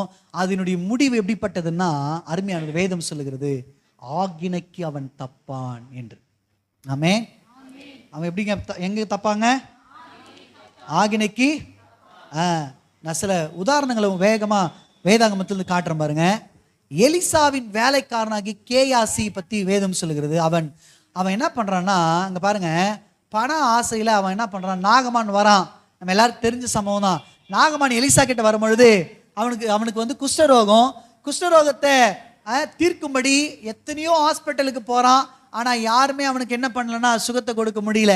உடனே இவர் என்ன பண்றான்னா, அங்க அவன் வேலைக்காரியா வச்சிருக்கிற ஒரு சின்ன பெண் சொல்றா, எங்க ஊருக்கு போங்க, எங்க ஊர்ல தேவனுடைய மனுஷன் ஒருத்தர் இருக்கிறாரு, அவர் பேர் எலிசா, நீங்க அவர்கிட்ட போனீங்கன்னா உங்களுக்கு மிகப்பெரிய சுகம் உண்டாங்கன்னு சொன்ன உடனே இவர் என்ன பண்றனா, மிகப்பெரிய படையோடு கூட வந்து பொண்ணோடு கூட வந்து அவர் என்ன பண்ண, எலிசாவை சந்திக்கிறார். எலிசாவை சந்திச்ச உடனே எலிசா சொல்றாரு, நீ போய் யோர்தான் நதியில 7 முறை முங்குப்பா, உனக்கு சுகம் வாங்கணும்னு. இவர் போய் 7 முறை முங்குறாரு. மாம்சம், சிறு பிள்ளையினுடைய மாம்சம் போல மாறி அவன் என்ன பண்றான், சுகமடைந்தான் என்று பார்க்கிறோம். உடனே இந்த நாகமானுக்கு ஆச்சரியம் தாங்க முடியல. உடனே இந்த நாகமானுக்கு சந்தோஷம் தாங்க முடியல. எல்லா பொண்ணு அவரை கொண்டு வந்த பொன் பொருளோடு கூட எலிசாவை வந்து சந்திக்கிறார். பாருங்க, எலிசாவே, ஐயா உங்களுக்கு ரொம்ப நன்றி அப்படின்னு சொல்லிட்டு, உங்களுக்காக நான் கொண்டு வந்த இந்த வெகுமதியெல்லாம் வாங்கிக்கங்க அப்படின்னு. எலிசா சொல்றாரு, உன் வெகுமதியெல்லாம் நீயே வச்சுக்கப்பா, எனக்கு என்னது வேணாம், இலவசமா இந்த கிருபைகளை நான் பெற்றுக்கொண்டேன், இலவசமா நான் உனக்கு கொடுத்துருக்கிறேன், நீ போலான்னு. இவன் என்ன பண்றானா, எவ்வளோ அந்த காம்ப்ரமைஸ் பண்ணி பார்க்கறான். அவர் காம்ப்ரமைஸ் ஆகல. என கவனிங்க அருமையானவர்களே. உடனே ஏன்னா எலிசாக்கு தெரிந்து பாருங்க, நம்மளை ஆசீர்வதிக்கிறவர் யாரு? ஆமா, ஆபிரகாம் கூட ஒரு முறை இந்த சோதோமின் ராஜாக்கள் எல்லாம் வந்து என்ன பண்றாங்கன்னா, அவனுக்கு பொண்ணு பொருள் எல்லாம் கொடுக்கும்போது ஆபிரகாம் சொல்றாரு, எப்பா உன் பொண்ணு பொருளெல்லாம் உன் கூட இருக்கட்டும், ஏன்னா என்னை ஆசீர்வதிக்கிறவர் கர்த்தர். ஆமென். என்னை ஆசீர்வதிக்கிறவர் கர்த்தர், என்னை உயர்த்துகிறவர் கர்த்தர். மனுஷனால நான் ஆசீர்வதிக்கப்பட்டேன்னு நாளைக்கு சரித்திரம் சொல்லிடக்கூடாது. அதனால உன் பொருள் எல்லாம் எனக்கு வேணான்றாரு. பாருங்க, எலிசாக்கும் தெரிந்து பாருங்க, நாகமான் கொடுத்து நம்மளை அப்படியெல்லாம் நான் ஆசீர்வதிக்கப்படுறதெல்லாம் இல்லை, கர்த்தர் என் தேவைகளை சந்திக்கட்டும்னு அவர் சொல்றாரு. பாருங்க, உடனே வேணான்றாரு. பாருங்க, உடனே நாகமான் சரிங்கன்னு புறப்பட்டு அவர் ஊருக்கு போகும்பொழுது கேயாசி என்ன பண்றான்னா, என்னடா இது நல்ல வாய்ப்பு, இருந்தாலும் என்ன பண்ணிட்டாரு, என் கூட பேச என்ன பண்ணிட்டாரு, மிஸ் பண்ணிட்டாரு. எவ்வளவு வரவு வந்திருக்கும், இதை வச்சிருந்தா மாத கணக்குல வருஷ கணக்குல நம்ம வந்து ஊழியமே செய்யாம சாப்பிட்டு இருக்கலாமே, வேலையே செய்யாம சாப்பிட்டு இருக்கலாமே, நல்ல வாய்ப்பை மிஸ் பண்ணிட்டாரு அப்படின்னு இவன் என்ன பண்றான்னா, யாருக்கு தெரியாம குறுக்கு வழியில போய் அவர் என்ன பண்றாருன்னா, நாகமான சந்திச்சு, எலிசா என்னை அனுப்பினாரு, ஊர்ல இருந்து புதுசா 2 பேர் வந்திருக்கிறாங்க, அதனால மாற்று வஸ்திரங்கள்லாம் கொஞ்சம் கொடுங்கன்னு கேட்டு வாங்கி அங்கிருந்து என்ன பண்றான், வாங்கிட்டு வந்து வீட்டில் நைஸா வச்சுட்டு எலிசா கிட்ட வந்து நிக்கிறாரு. பாருங்க, எலிசா கேட்கிறாரு, எங்க இருந்து வந்த, எங்க போனேன் அப்படின்னு. இவன் சொல்றான், எங்கேயுமே போலீங்களே. ஏண்டா, நான் எவ்வளவு பெரிய தீர்க்கதரிசின்னு உனக்கு தெரியும், கர்த்தர் என்னை கொண்டு என்னென்ன காரியங்கள் செய்யறாருன்னு உனக்கு தெரியும். கேயாசி, எலியாவுக்கு பிற்பாடு நான் அந்த இரட்டிப்பான வல்லமையை வாங்கிட்டேன், எனக்கு பிற்பாடு நான் உன்னை வச்சிருந்தேன், நீ ஆக்சுவலா பரிபூர்ண ஆசீர்வாதத்தை பெறுவதற்கான பாத்திரவான். ஆனா உனக்குள்ள இருந்த அந்த கோணலான வழி, கோணலா போய் ஆசீர்வாதத்தை பெறலான்ற அந்த எண்ணம் என்ன ஆயிடுச்சு தெரியுமா, உனக்கு அந்த பரிபூர்ணமான ஆசீர்வாதத்தை இழக்க செஞ்சிச்சு அப்படின்னு சொல்லி அந்த நாகமானுக்கு அவனை விட்டு போன அந்த குஷ்டம் இவனையும் வீட்டையும் பிடிச்சிச்சு. ஆமென். இதுதான் என்னதுன்னா உலகம் கொடுக்கிற ஆசீர்வாதம், பிசாசு கொடுக்கிற ஆசீர்வாதம். பிசாசு என்ன பண்ணுவான்னா, எப்படி வேணாலும் போலாங்க, சம்பாதிக்கிறதுக்கு என்ன வேணாலும் செய்யலாங்க அப்படின்னு சொல்லி அவன் என்ன பண்ணுவான்னா நடத்துவான். ஆமென். சிஸ்டர், பிரதர், உங்களை பார்த்து தான் கர்த்தர் பேசிட்டு இருக்கிறார். உங்களுக்கு 2 விதமான ஆசீர்வாதத்தை கர்த்தர் வச்சிருக்கிறார். ஒரு ஆசீர்வாதம் கர்த்தர் கொடுக்கிற ஆசீர்வாதம், அது நேர்மையின் பாதையில போகும், அதுல மகிழ்ச்சி இருக்கும், அது பொய் சொல்லாது, அது ஏமாத்தாது, அது தீங்கு பண்ணாது. இதெல்லாமே கர்த்தருடைய ஆசீர்வாதம். இப்படியெல்லாம் நம்ம பண்ணும்போது கர்த்தருடைய ஆசீர்வாதம் வரும். 2வது ஒரு ஆசீர்வாதம் இருக்கு, அது ஏமாத்த சொல்லும், அது தப்பான வழியில நடக்க சொல்லும், அது குறுக்கு வழியில போக சொல்லும், அது பொய் சொல்ல சொல்லும். இப்படியெல்லாம் சொல்லி நம்ம எப்படி வேணாலும் சம்பாதிச்சு உயர்ந்துடலான்னீங்கன்னா நம்ம ஆக்கினைக்கு தப்புவது இல்லை. ஆமென். அல்லேலூயா. யூதாஸ் காரியத்தை பத்தி நமக்கு தெரியும். இயேசுவோடு கூடவே இருந்தவன், பண ஆசை அவனுக்கு வந்துடுச்சு பாருங்க. உடனே இயேசுவை காட்டி கொடுக்கும்படி அந்த அற்பமான வெள்ளி காசுக்காக மிகப்பெரிய தேவாதி தேவன் அவர் என்ன பண்ணான்னா காட்டி கொடுத்தான். கவனிங்க, இங்க பாருங்க, ஒவ்வொரு மனுஷனையும் கர்த்தர் நேசிக்கிறாருங்க. ஆக்சுவலா யூதாஸ் காரியத்தை இப்படி பண்ணுவான்னு இயேசுவுக்கு தெரியுமா தெரியாதான்னு நீங்க கேட்டீங்கன்னா, கண்டிப்பா அவன் கேரக்டர் அவருக்கு தெரிஞ்சிருக்கும், கண்டிப்பா அவன் என்ன பண்ண போறான்றத கர்த்தர் அறிஞ்சிருக்கிறார். ஆனாலும் அவனையும் கர்த்தர் என்ன பண்றாரு தெரியுமா, நேசிக்கிறார். நேசிச்சு கூடவே வச்சு 3.5 ஆண்டுகள் அவனுக்கு நிறைய காரியங்களை சொல்லி கொடுக்கிறார், நிறைய காரியங்களை உபதேசிக்கிறார், அவனுக்கு அத்தாரிட்டியை கொடுக்கிறார், அவனை பரிபூர்ணமா அவனை எப்படின்னா நரகத்தின் பாதையிலிருந்து விலக்கணும்னு விரும்புகிறார். ஆனா இவன் என்ன பண்ணிட்டான் தெரியுமா, பண ஆசை வந்ததுனால பிசாசுக்கு இடம் கொடுத்து நரகத்துக்கு நேராய் போனான். ஆமென். பிசாசு கொடுக்கிற ஆசீர்வாதம் எப்படிப்பட்டதா இருக்கும் தெரியுமா, பண ஆசையை கொண்டு வரும். ஆமென். எப்படின்னா சம்பாதிச்சிடணும், பண்ணிடணும் எடுத்துடணும் அப்படின்ற பண ஆசை அதிகமா இருக்கும். உங்களுக்கு நமக்குள்ள ஒரு வேளை பண ஆசை இருக்குமானால் அது பிசாசு கொடுக்கிற ஆசீர்வாதம் நம்ம என்ன பண்ணிடக்கூடாது, நினைச்சு மறந்துடக்கூடாது. ஆமென். சொல்லுங்க. ஆமா. சில நேரங்கள்ல இந்த ஆசீர்வாதம் வரும் பொழுது மேன்மை வரும். என்னங்க, எரேமியாவின் புத்தகம் சொல்லுகிறது, ஐஸ்வர்யவான் தன் ஐஸ்வர்யத்தை குறித்து மேன்மை பாராட்ட வேண்டாம் என்று கர்த்தர் அங்க சொல்றார் எரேமியா புத்தகத்துல. அப்படின்னா என்ன அர்த்தம்னா, உங்களுக்குள்ள மேன்மை வருதுன்னா, உங்க ஐஸ்வர்யத்தை குறித்து, உங்க ஆசீர்வாதத்தை குறித்து, உங்களுக்கு இருக்கிற தாளந்தை குறித்து, உங்களுக்கு இருக்கிற கிருபா வரங்களை குறித்து உங்களுக்கு மேன்மை வருதுன்னா, வசனம் சொல்லுகிறது அது பிசாசு கொடுக்கிறது முடிவு சரியில்லைக்காதுன்ற. ஆமென். ஆமென். அப்ப 2 விதமான ஆசீர்வாதம். ஒண்ணு சொல்லுங்க, யார் கொடுக்கிறதுங்க, அது எப்படிப்பட்டதா இருக்குங்க, வெரி குட். 2வது ஆசீர்வாதம் அதனுடைய முடிவு எப்படி இருக்கும்னா ஆக்கினைக்கு கொண்டு போயிடும். ஆமென். கவனிங்க அருமையானவர்களே, பிசாசு கொடுக்கிற ஆசீர்வாதம் அது எப்படிப்பட்டது, நம்மளை கோணலான வழியில நடத்தும், மேன்மை பாராட்ட வைக்கும், பண ஆசைக்கு நேரம் நம்மளை நடத்தும். ஆமென். அது மாத்திரம் இல்ல, எரேமியா 17:11 சொல்லுகிறது, நான் வாசிக்கிறேன். அநியாயமாய் ஐஸ்வர்யத்தை சம்பாதிக்கிறவன் முட்டையிட்டு அவையும் காத்து குஞ்சு பொறிக்காமல் போகிற கௌதாரிக்கு சமானமாய் இருக்கிறான். அவன் தன் பாதி வயதிலே அதை பட்டு தன் முடிவிலே மூடனாய் இருப்பான்னு வசனம் சொல்லு. அவன் காக்குறானா, அவன் கஷ்டப்படல நான் சொல்ல, அவன் இது பாருங்க, முட்டையிடுதான், அவையும் காக்குதான், ஆனா கடைசியில் என்ன பண்ணுதுன்னா குஞ்சு பொறிக்காம போகிற கௌதாரிக்கு சமம்னு வேதம் சொல்லுது. யாருன்னா இந்த அநியாயமா சம்பாதிக்கிறாங்க பாருங்க, அநியாயமா ஐஸ்வர்யத்தை சேர்க்கிறாங்க பாருங்க இவங்க. என்னை கவனிங்க அருமையானவர்களே, இப்படி நம்ம எப்படி வேணாலும் சேர்க்கலாம். இப்படி சேர்க்கிறவங்களை பற்றி வேதம் சொல்லுகிறது, அவங்க பாதியிலே காணாமல் போயிடுவாங்க. அவன் சம்பாதிச்சதை உலகம் அனுபவிக்கும், அவன் சம்பாதிச்சதை வேற யாரோ அனுபவிக்கிற மாதிரி ஆயிடும். அதுல ஒரு கம்ப்ளீட்னஸ் இருக்காது, அதுல சந்தோஷம் இருக்காது, அதுல மகிழ்ச்சி இருக்காது. எப்போ யார் வருவாங்க, எப்போ இன்கம் டேக்ஸ் ஆஃபீஸர்ஸ் வருவாங்க, எப்போ திருட வருவான்னு கண்ணமிட்டு அவங்க தூக்கம் இல்லாமல் என்ன பண்ணுவானுங்கன்னா நிம்மதி இல்லாமல் இருப்பாங்க. ஆமென். இதுதான் உலகம் கொடுக்கிறதான ஆசீர்வாதம். ஆமென். ஆமென். பேழையாம் பற்றி வேதம் சொல்லுகிறது, அவன் யாருன்னா தேவனை முகமுகமா தரிசிக்கிறவனா. யாருங்க? பேழையாம், முகமுகமா தரிசிக்கிறவன். ஆனா இவனுக்கு பண ஆசை வந்ததுனால என்ன ஆயிடுச்சு தெரியுமா, இப்ப கர்த்தர் நிக்கிறாரு, அவன் சொல்றான் இவர் வேற டிஸ்டர்ப் பண்றாரு. என்னதுங்க, கர்த்தர் உங்களுக்கு டிஸ்டர்ப், உங்க வேலை, நீங்க வேலை செய்யும் போது கர்த்தர் டிஸ்டர்ப் பண்ற மாதிரி உங்களுக்கு தெரியுதா? அப்படின்னா அது பிசாசு உங்களை கொண்டு போகிற ஆசீர்வாதத்துக்கு பாதை. இப்போ நீங்கள் ஒரு தொழில் செய்கிறீங்க, என்னை கவனிக்கிறீங்களா? ஒரு தொழில் செய்கிறீங்க. இப்போ நான் வந்து நிற்கிறேன், பிரதர் வாங்க ஈவினிங் ப்ரேயர் இருக்குது, அட இவர் வேற தொல்லை, நமக்கு எவ்வளோ வேலைகள் இருக்குது அப்படின்னு நீங்கள் டிஸ்டர்பன்ஸாக தேவ சமூகத்தை டிஸ்டர்பன்ஸாக நினைக்கிறீங்கன்னா, உங்கள் தொழிலின் நிமித்தமா, உங்கள் வேலை நிமித்தமா, நீங்கள் போகிற பாதை நிமித்தமா நீங்கள் தேவனை டிஸ்டர்பன்ஸாக பார்க்குறீங்கன்னா அது வந்து கர்த்தர் கொடுக்குற ஆசீர்வாதம் இல்லை, அது சாத்தான் கொடுக்குற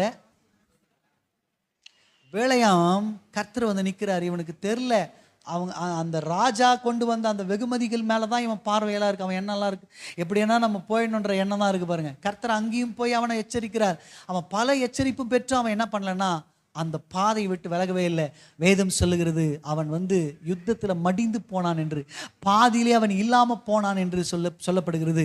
புதிய ஏற்பாட்டில் அவனை பற்றி வசனம் சொல்லுகிறது, அவன் அநீதத்தின் கூலியை அவன் என்ன பண்ணனா வாங்கினான், மரணத்தை வாங்கிட்டான். ஆக்சுவலா அவன் யாரா? தீர்க்கதரிசி, கர்த்தரை முகமுகமாய் தரிசிக்கிறவன். ஆனா சாத்தான் கொடுக்கிற ஆசீர்வாதத்தை நோக்கி போனதுனால அவன் முடிவு சரியில்லாம போனதை நம்ம பார்க்கிறோம். ஆமென். இன்னைக்கும் கர்த்தர் இந்த நீதிமொழிகள் 28:20 நம்மோடு பேசுகிறார். உண்மையுள்ள மனுஷன் பரிபூர்ண ஆசீர்வாதங்களை பெறுவான், ஐஸ்வர்யன் ஆகிறதற்கு தீவிரிக்கிறவனோ ஆகினைக்கு தப்பான் என்று வேதம் சொல்லுகிறது. இந்த வசனம் 2 விதமான ஆசீர்வாதத்தை பற்றி பேசுதுங்க. உங்களுக்கு எந்த மாதிரியான ஆசீர்வாதத்தை நீங்க பெறணும்னு விரும்புறீங்க? யோசிச்சு பாருங்க. ஆமென். நீதிமொழிகள் 23:4 சொல்லுகிறது, ஐஸ்வர்யவான் ஆக வேண்டும் என்று பிரயாசப்படாதே, உன் சுய புத்தியின் மேல என்ன பண்ணாத, நீ சாயாத. 1 தீமோத்தேயு 6:9 சொல்லுகிறது, ஐஸ்வர்யவான்களாக விரும்புகிறவர்கள் சோதனையிலும் கண்ணியிலும் மனுஷர் கேட்டிலும் அழிவிலும் அமிழ்கிறது, மதிகேடும் சேதமான பலவிதமான இச்சைகளிலும் அவங்க என்ன பண்றாங்கன்னா விழுகிறார்கள் என்று சொல்லப்படுது. 10 பாருங்க, பண ஆசை எல்லா தீமைக்கும் மேலா இருக்கிறது, சிலர் அதை இச்சித்து விசுவாசத்தை விட்டு வழுவி அநேக வேதனைகளாலே தங்களை உருவ குத்தி கொள்ளுகிறார்கள் என்று சொல்லப்படுகிறது. ஆமென்.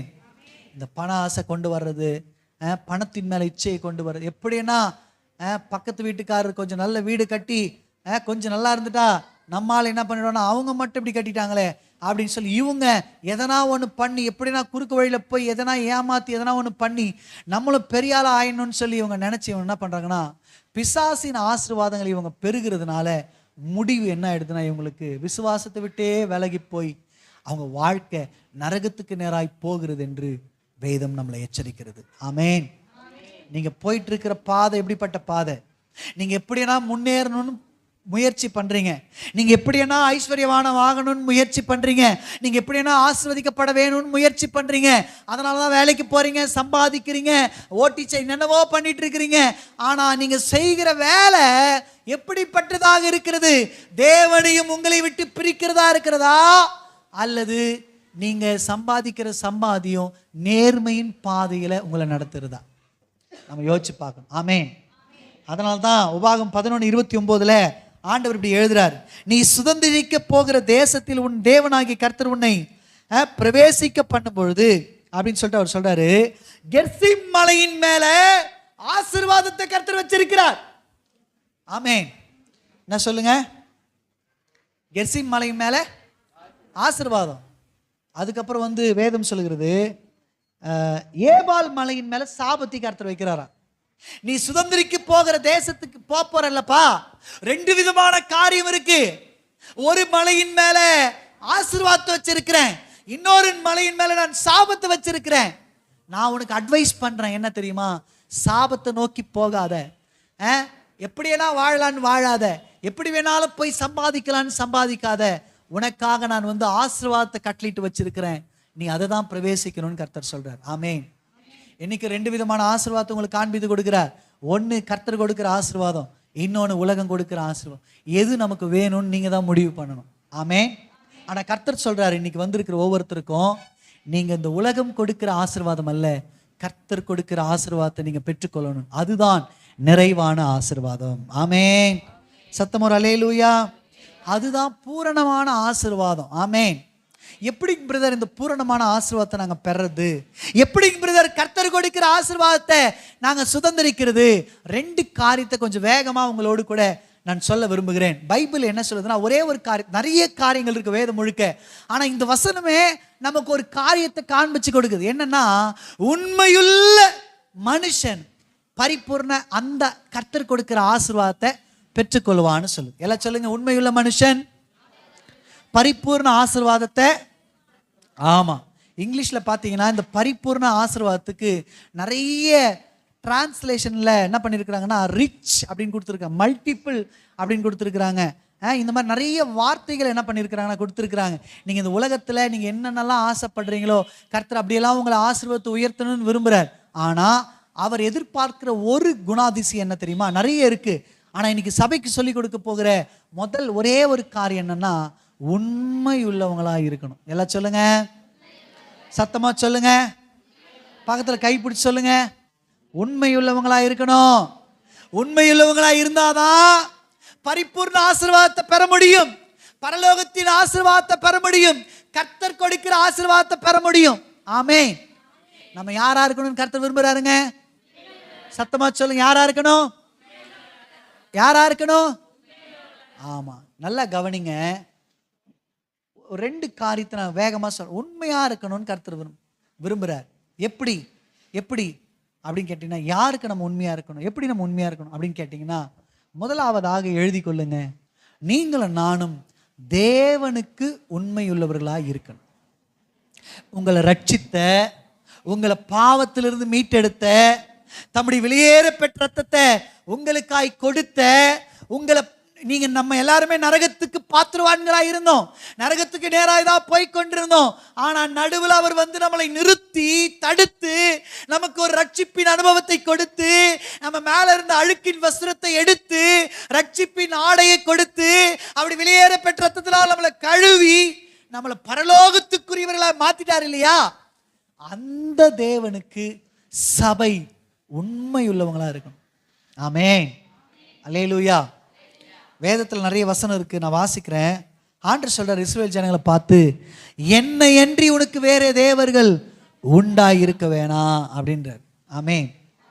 தேவனுக்கு நம்ம எப்படி இருக்கணும்னா உண்மையா இருக்கணும். எப்படி இருக்கணுங்க? உண்மை உள்ளவங்களா இருக்கணும். வெளிப்படுத்தல் 14:7 சொல்லுகிறது, மிகுந்த சத்தமிட்டு தேவனுக்கு பயந்து அவரை மகிமைப்படுத்துங்கள், அவர் நியாய தீர்ப்பு கொடுக்கும் வேலை வந்தது, வானத்தையும் பூமியும் சமுத்திரத்தையும் நீரூற்றுகளையும் உண்டாக்கினவரையே தொழுது கொள்ளுங்கள் என்று அங்கே சொன்னதான். நம்முடைய தேவன் யாருன்னா, நம்முடைய தேவன் தான் மெய்யான தேவன். யாருங்க? அவர்தான் சகலவற்றையும் சிருஷ்டித்த தேவன். ஆமென், ஆமென். எல்லா துதிக்கும், எல்லா கணத்திற்கும், எல்லா மகிமைக்கும் பாத்திரரானவர் நம்முடைய தேவன் ஒருவரே. ஆமென். அதனால தான் நீங்கள் ஏசாயால பார்த்தீங்கன்னா 44:2 சொல்கிறது, உன்னை உண்டாக்கினவரும் தாயின் கர்ப்பத்திலே உன்னை உருவாக்கினவருமாகிய உனக்கு துணை செய்கிறவருமாகிய கர்த்தர் என்று சொல்லப்படுகிறது. உங்களை எண்ணி தாயின் கர்ப்பத்தில் தெரிந்து கொண்டவர் யாருன்னா நம்முடைய கர்த்தர். நம்மளை பேர் சொல்லி அழைத்தவர் யாருன்னா நம்முடைய கர்த்தர். நமக்கு இம்மட்டுமாய் துணை செய்கிறவர் யாருன்னா இந்த கர்த்தர். ஏசாயா 46:9 சொல்கிறது, நானே தேவன், வேற ஒருவரும் இல்லை, நானே தேவன், எனக்கு சமமானவன் இல்லை அப்படின்னு கர்த்தர் என்ன பண்றாருன்னா அங்க சொல்றார். ஆமென். அப்போ நம்முடைய தேவனாகி கர்த்தர் ஒருவரை, இந்த தேவனுக்கு நம்ம என்ன பண்ணோம்னா உண்மை உள்ளவங்களா இருக்கணும். ஆமென். சரி, ஒரு சம்பவத்தை நான் எடுத்து உங்களுக்கு காண்பிக்க விரும்புகிறேன். என்னன்னா, இஸ்ரவேல் ஜனங்க எகிப்துல கிட்டத்தட்ட 430 வருஷம் அவங்க அடிமைகளாக இருந்தாங்க.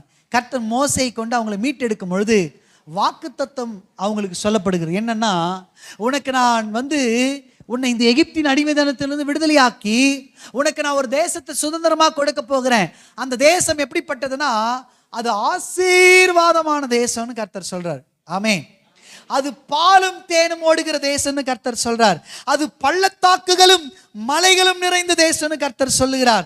எகிப்துல நீங்க கால்களால தண்ணீர் பாய்ச்சி உங்க பயிர்களை விளைய செஞ்சீங்களே, அப்படிப்பட்ட தேசம் அல்ல இஸ்ரவேல் தேசம். அது வானத்தின் மழையை குடிக்கிற ஒரு தேசம் என்று கர்த்தர் அந்த தேசத்தை பார்த்து சொல்ற. பல மேன்மைகளை அந்த தேசத்தை பத்தி ஆண்டு சொல்றாரு பாருங்க. நலமும் விசாலமான தேசமா அந்த தேசம். ஆமென், அல்லேலூயா. ஆபிரகாம், ஈசாக்கு, யாக்கோபுக்கு ஆணையிட்டு கொடுத்த தேசம் அந்த தேசம்ன்றாரு. வாக்குத்தத்தம் பண்ணப்பட்ட தேசம் அந்த தேசம்ன்றாரு. அருமையானவர்களே, தேவ தூதர்கள் ஏறி இறங்குகிற ஒரு தேசம் அந்த தேசம். தேவனுடைய பார்வை எப்பொழுதுமே அந்த தேசத்தின் மேல இருக்கிற ஒரு தேசம் என்று கர்த்தர் அந்த ஜனங்களை பார்த்து சொல்றாரு பாருங்க.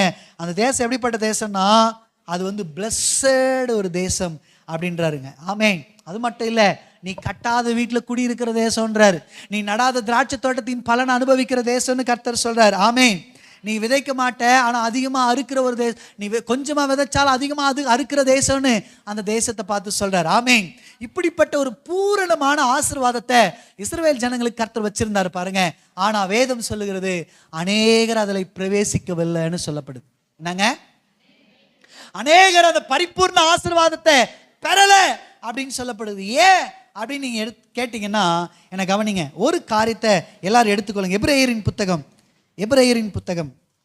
எபிரேயருக்கு எழுதின புத்தகம் 3ஆம் அதிகாரம் எல்லாரும் திருப்பிக் கொள்ளுங்க. அதுல 8ஆம் வசனத்தை வாசிங்களேன். எபிரேயர் 3:8.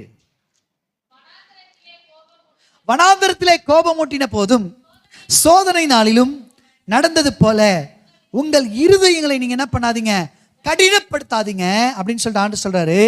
அங்கே உங்கள் பிதாக்கள் என்னை சோதித்து என்னை பரீட்சை பார்த்து 40 வருஷ காலம் என் கிரியைகளை கண்டார்கள். ஆதலால் நான் அந்த சந்ததியை ஆலோசித்து அவர்கள் எப்பொழுதும் வழுவி போகிற இருதயமுள்ள ஜனம் என்றும் என்னுடைய வழிகளை அறியாதவர்கள் என்றும் சொல்லி என்னுடைய இளைப்பாறுதலில் அவர்கள் பிரவேசிப்பது இல்லை என்று என்னுடைய கோபத்திலே ஆணையிட்டேன் என்றார். 12வது வசனம் ரொம்ப முக்கியமான வசனம்.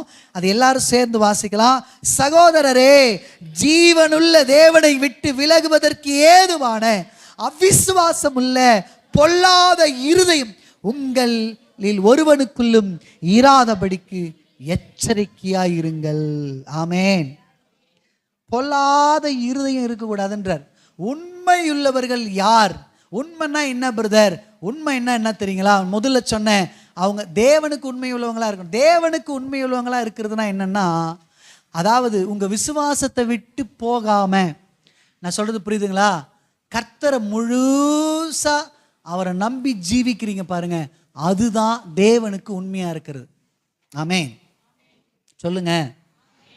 ஜீசஸ் கிரைஸ்டுடைய வாழ்க்கையை நீங்க எடுத்து பார்த்தீங்கன்னா, அவர் வாழ்க்கையில அவர் செய்யறது எல்லாமே பிதாவின் சித்தமாக இருந்தது. அவர் சுயமா, அவர் கேட்டீங்கன்னா, நான் என் சுயமா ஒன்று செய்யல, என் சுயமா பேசல, என் சுயமா சாப்பிடலாம், சுயமா என் வாழ்க்கையில் எதுவுமே சுயமா செய்யலன்றார். அப்போ இயேசு கிறிஸ்துடைய வாழ்க்கையில ஆரம்பம் முதல் முடிகிற வரைக்கும் எல்லாமே பிதாவின் சித்தமா இருந்தது போல நம்ம வாழ்க்கையில நம்ம சுய சித்தங்கள் அல்ல, பிதாவின் சித்தம் நிறைவேற்ற வேண்டும். அதுக்காக நம்ம ஓடணும். ஆமென். அப்பதான் நீங்க யாருக்கு உண்மையா இருக்கிறீங்கன்னா, கர்த்தருக்கு உண்மையா இருக்கிறீங்கன்னு அர்த்தம். கர்த்தருக்கு உண்மையா இருக்கிற மனுஷன்தான் பரிபூர்ண ஆசீர்வாதங்களை பெற முடியும். ஆமென். இங்க இஸ்ரவேல் ஜனங்களை கொஞ்சம் பாருங்க. இங்க பாருங்க, அவங்க புறப்படும் பொழுதே கிட்டத்தட்ட அதாவது என்ன சொல்றதுன்னா 10 வாதைகளை கர்த்தர் அனுப்பி இஸ்ரவேல் ஜனங்களுக்கும் எகிப்தியர்களுக்கும் வித்தியாசத்தை காட்டினாரா இல்லைங்களாங்க? 10 வாதிகள் அனுப்பி வித்தியாசத்தை காண்பிக்கிறார். அவங்க இருதயத்துல அவங்க நம்பியிருந்த நம்பிக்கையெல்லாம் அற்று போகும்படி கர்த்தர் செய்து, கர்த்தரே தேவன் என்பதை அவங்களுக்கு என்ன பண்றாரு, நிரூபிக்கிறார் பாருங்க. செங்கடலை பழக்கிறாரு, அவங்களை அற்புத விதமா நடத்துறாரு. கவனிங்க அருமையான. அது மாத்திரம் இல்ல, அவங்கள பகல்ல அவங்களை நடத்துவதற்கு மேக ஸ்தம்பம் கூட இருக்கு, இரவுல நடத்துவதற்கு அவங்களுக்கு அக்னி ஸ்தம்பம் இருக்கு. அவங்க கூடவே கர்த்தர் இருந்து அவங்களை பாதுகாக்கிறார். அவங்க கால் வீங்கி போகல. அவங்களை பின்தொடர்ந்து வந்த எகிப்தியர்கள் செங்கடல்ல கர்த்தர் போட்டு முழுகடிக்கிறார். அருமையானே, அவங்களுக்கு ஏழ்மை கொடுத்து கர்த்தர் ஆசீர்வதிக்கிறார். அவங்க பாதையெல்லாம் மாறாவின் தண்ணீரை மதுரமாய் மாற்றுகிறார். அவங்களுக்கு விரோதமாய் எழும்பி வந்த எல்லா ராஜாக்களையும் கர்த்தர் சங்கரிக்கிறார் பாருங்க. கர்த்தர் இஸ்ரவேல் ஜனங்களோடு கூடவே இருந்து அவர்களை நடத்தினார் பாருங்க. ஏன் தெரியுமா? எப்படின்னா அந்த ஜனங்க அந்த பரிபூர்ண ஆசீர்வாதத்துக்குள்ள போயிடணும், இந்த கானான சுதந்திரிக்கணும்னு கர்த்தர் முயற்சி பண்றார். ஆனா இந்த ஜனங்க என்ன பண்ணிட்டாங்கன்னா, தேவனை கோபம் மூட்டினவங்களா இருந்தாங்க. ஆமென். உண்மை இல்லாத தன்மை எது தெரியுமா? நீங்க தேவனை கோபம் மூட்டுறது.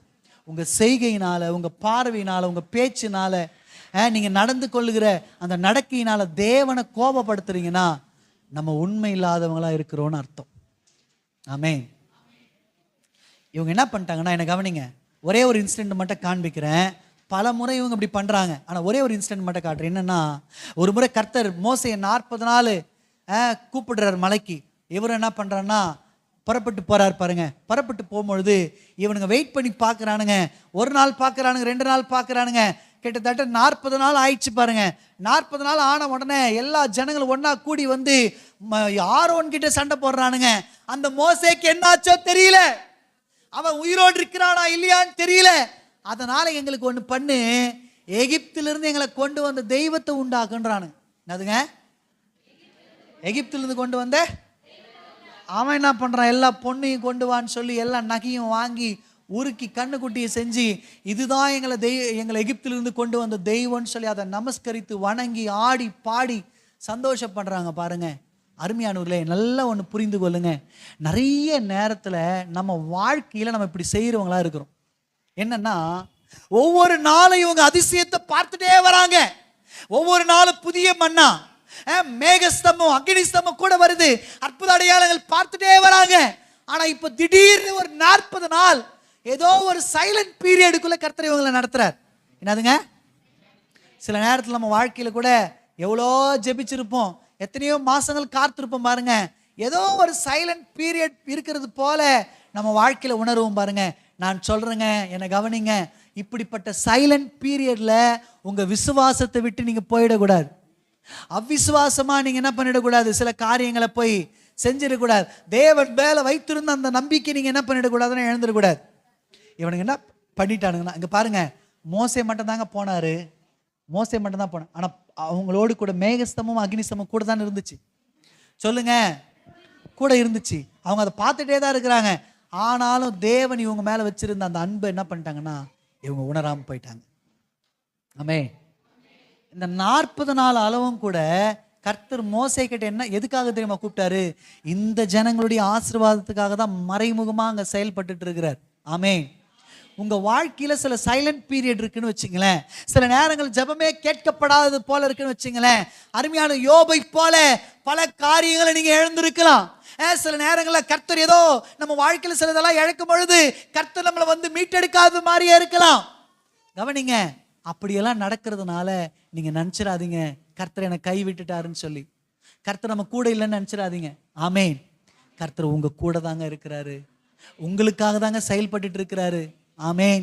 யோபின் வாழ்க்கையில கர்த்தர் முதல் 2 அதிகாரத்துல சத்ருவுக்கு இடம் கொடுத்திருந்தாலும் கர்த்தர் அவனுக்கு பின்னாடி இருந்து அவனுக்கான காரியத்தை செய்து கொண்டே இருந்தார். ஆமேன். 42வது அதிகாரம் வந்தது, கர்த்தர் அவன் இழந்த எல்லாவற்றையும் ரெட்டிப்பாய் தந்து அவனை ஆசீர்வதிச்சார். ஆமேன். ஆமேன். இங்க மோசே 40 நாள் ஆண்டவர் கூப்பிட்டதற்கான காரணம் என்ன தெரியுமா? இந்த ஜனங்களுடைய ஆசீர்வாதத்துக்காக தான் மறைமுகமா அங்க காரியத்தை செய்துட்டு இருக்கிறார். உங்களுக்காக தாங்க செய்யறாரு. நீங்க என்ன பண்ணிடக்கூடாது தெரியுமா? அவரை விட்டுட்டு போயிடக்கூடாது. ஆமேன். அப்போ தேவனுக்கு உண்மையுள்ளவங்களா இருக்கிறதுனா என்ன தெரியுமா? இங்க பாருங்க, தேவனை கடைசி வரைக்கும் நீங்க நம்புறது தான் அவருக்கு உண்மையா இருக்கிறது. ஆமேன். ஒரு 40 நாள் சைலண்ட் பீரியட் வந்த உடனே கர்த்தரை விட்டு ஜனங்க பின்மாறி போய் அந்த என்ன சொல்ற கண்ணுக்குட்டியை வணங்க ஆரம்பிச்சிட்டாங்க பாருங்க. அப்படி நம்ம வாழ்க்கையில போயிடக்கூடாது. ஆமேன். எவ்வளோ ஜெபிச்சிட்டோம் பிரதர், எவ்வளோ எதிர்பார்த்தேன் பிரதர், எவ்வளோ நாள் காத்துட்டு இருக்கிறது பிரதர், அதனால நான் மனுஷனை நம்பிட்டேன் பிரதர், அதனால நான் மனுஷங்கிட்ட போயிட்டேன் பிரதர், அதனால நான் அப்படி பண்ணிட்டேன் பிரதர் அப்படின்னு நீங்க என்ன பண்ணிடக்கூடாதுன்னா சொல்லிடக்கூடாது. ஆமேன். ஆமேன். கர்த்தருக்காக நீங்க காத்திருக்கணும். வசனம் சொல்ல, கர்த்தருக்காக காத்திருக்கிறவர்களோ புது பலன் அடைந்து கழுகுகளை போல சட்டைகளை விரித்து உயர பறப்பாங்க. அவங்க ஓடினாலும் இளைப்படைய மாட்டாங்க, நடந்தாலும் சோர்வடைய மாட்டாங்க. ஆமேன். அப்போ நல்லா ஒன்று புரிந்து கொள்ளுங்க, உங்களை ரட்சித்த உங்க தேவனுக்கு நீங்க உண்மையுள்ளவங்களா இருக்கணும். சிஸ்டர், பிரதர், கிட்டத்தட்ட புருஷர்கள் மாத்திரம் 6 லட்சம் பேர். எத்தனை பேருங்க? அப்போ மனைவிகள் எவ்வளோ பேர் இருந்திருப்பாங்க, பிள்ளைகள் எவ்வளோ பேர் இருந்திருப்பாங்க. என்னை கவனிங்க, 2 பேர் மாத்திரம்தான் பழைய சந்ததியில கானானுக்குள்ள அந்த பரிபூர்ணமான ஆசீர்வாதத்துக்குள்ள பிரவேசித்தார்கள். ஆமே. உங்களுக்கு எனக்கும் கூட கர்த்தர் ஒரு பரிபூர்ணமான ஆசீர்வாதத்தை வச்சிருக்கிறார். ஆமேன். ஒருவேளை உங்க வாழ்க்கையில் இருக்கிற அந்த சைலண்ட் பீரியடுக்காக நீங்க சோர்ந்து போயிடாதீங்க. எதுவுமே நடக்க மாட்டேங்குது பிரதர், பட்ட காலிலே படுது பிரதர், இந்த பிரச்சனை இப்போதான் முடிஞ்சிச்சு நாங்கள் நினச்சோம், திரும்பவும் ஏதோ ஒரு பிரச்சனை ஸ்டார்ட் ஆயிடுச்சு பிரதர் அப்படின்னு சொல்லி நீங்கள் என்ன பண்ணிடக்கூடாதுன்னா சோர்ந்து போய் தேவனை விட்டு விலகிடாதீங்க. சிலர்லாம் இருக்கிறாங்க பாருங்க, சர்ச்சைகளாக வருவாங்க தான், சர்ச்சைகள் என்ன பண்ணுவாங்க வருவாங்க, ஆனால் இருதயத்தில் தேவனை என்ன பண்ணிடுவாங்கன்னா ஒதுக்கி வச்சிருவாங்க. இருதயத்தில் தேவனை என்ன பண்ணிடுவாங்க ஒதுக்கி வச்சிருவாங்க. அவங்க பாட்டு பாட சொன்னால் அவங்க அப்படியே அந்த அந்த உணர்வே இல்லாமல் பாடுவாங்க. அட என்னங்க பாடி, என்னங்க சர்ச்சுக்கு போய், என்னங்க மெசேஜ் கேட்டு அப்படின்னு தேவனை ஒதுக்கிடுவாங்க பாருங்க. ஆனால் அவங்க கேட்டிங்கன்னா நான் கிறிஸ்டின் தாங்க நான் அப்படின்னு சொல்லி அவங்க சொல்லுவாங்க. ஆனால் தேவனுக்கு அவங்களுக்கு ஒரு உறவும் இருக்காது பாருங்க. அப்படின்னா என்ன அர்த்தம்னா அவங்க வாழ்க்கையில் ஏதோ ஏற்பட்ட ஒரு சோதனையினால் அவங்க சோர்ந்து போய் விசுவாசத்தை விட்டு என்ன பண்ணிட்டாங்க விலகிட்டாங்க. ஆமென். இங்கே வசனம் சொல்லுது எபிரேயர் 3:12, சகோதரரே ஜீவனுள்ள தேவனை விட்டு விலகுவதற்கு ஏதுவான அவிசுவாசமுள்ள பொல்லாத இருதயம் உங்களில் ஒருவனுக்குள்ளும் இராதபடிக்கு நீங்கள் என்ன பண்ணுங்க எச்சரிக்காருங்க அப்படின்னு சொல்லி கர்த்தர் சொல்லுகிறார். ஆமென். இஸ்ரவேல் ஜனங்க கானானுக்குள்ள பிரவேசியாதபடிக்கு அவங்க பாதியிலே அழிக்கப்பட்டதற்கான காரணம் என்னன்னா இந்த விசுவாசத்தை விட்டு விலகிட்டாங்க. அவிசுவாசம் அவங்களுக்குள்ள வந்துச்சு, கர்த்தரை நம்பாம போயிட்டாங்க, கர்த்தரை நம்பவே இல்லை அவங்க. ஆமென், அல்லேலூயா. அதனால என்ன ஆயிடுச்சுன்னா அந்த பூரண ஆசீர்வாதத்தை அவங்களால என்ன பண்ண முடியலன்னா பெறவே முடியல. ஆமென். இதுதான் முதலாவது காரியம். முதல்ல என்ன சொன்னாங்க சொல்லுங்க, நம்ம யாருக்கு உண்மை உள்ளவங்களா இருக்கணும்? எல்லாம் சொல்லுங்க, யாருக்கு? ஆமா, கர்த்தருக்கு என்ன பண்ணணும்? உண்மை உள்ளவர்களா நம்ம என்ன பண்ணணும்னா இருக்கணும். ரெண்டாவதாக நம்ம யாருக்கு உண்மை உள்ளவங்களா இருக்கணும், இதோட நான் முடிக்கிறேன், கவனிங்க. ஆலயத்துக்கு உண்மையா இருக்கணும். என்ன சொல்லுங்க? உங்களை கர்த்தர் ரட்சித்து ஒரு ஆலயத்தில் கொண்டு வந்து வச்சிருக்கிறாருன்னு வச்சுங்களேன், இந்த ஆலயத்தில் உண்மையுள்ளவர்களாக இருக்கணும்.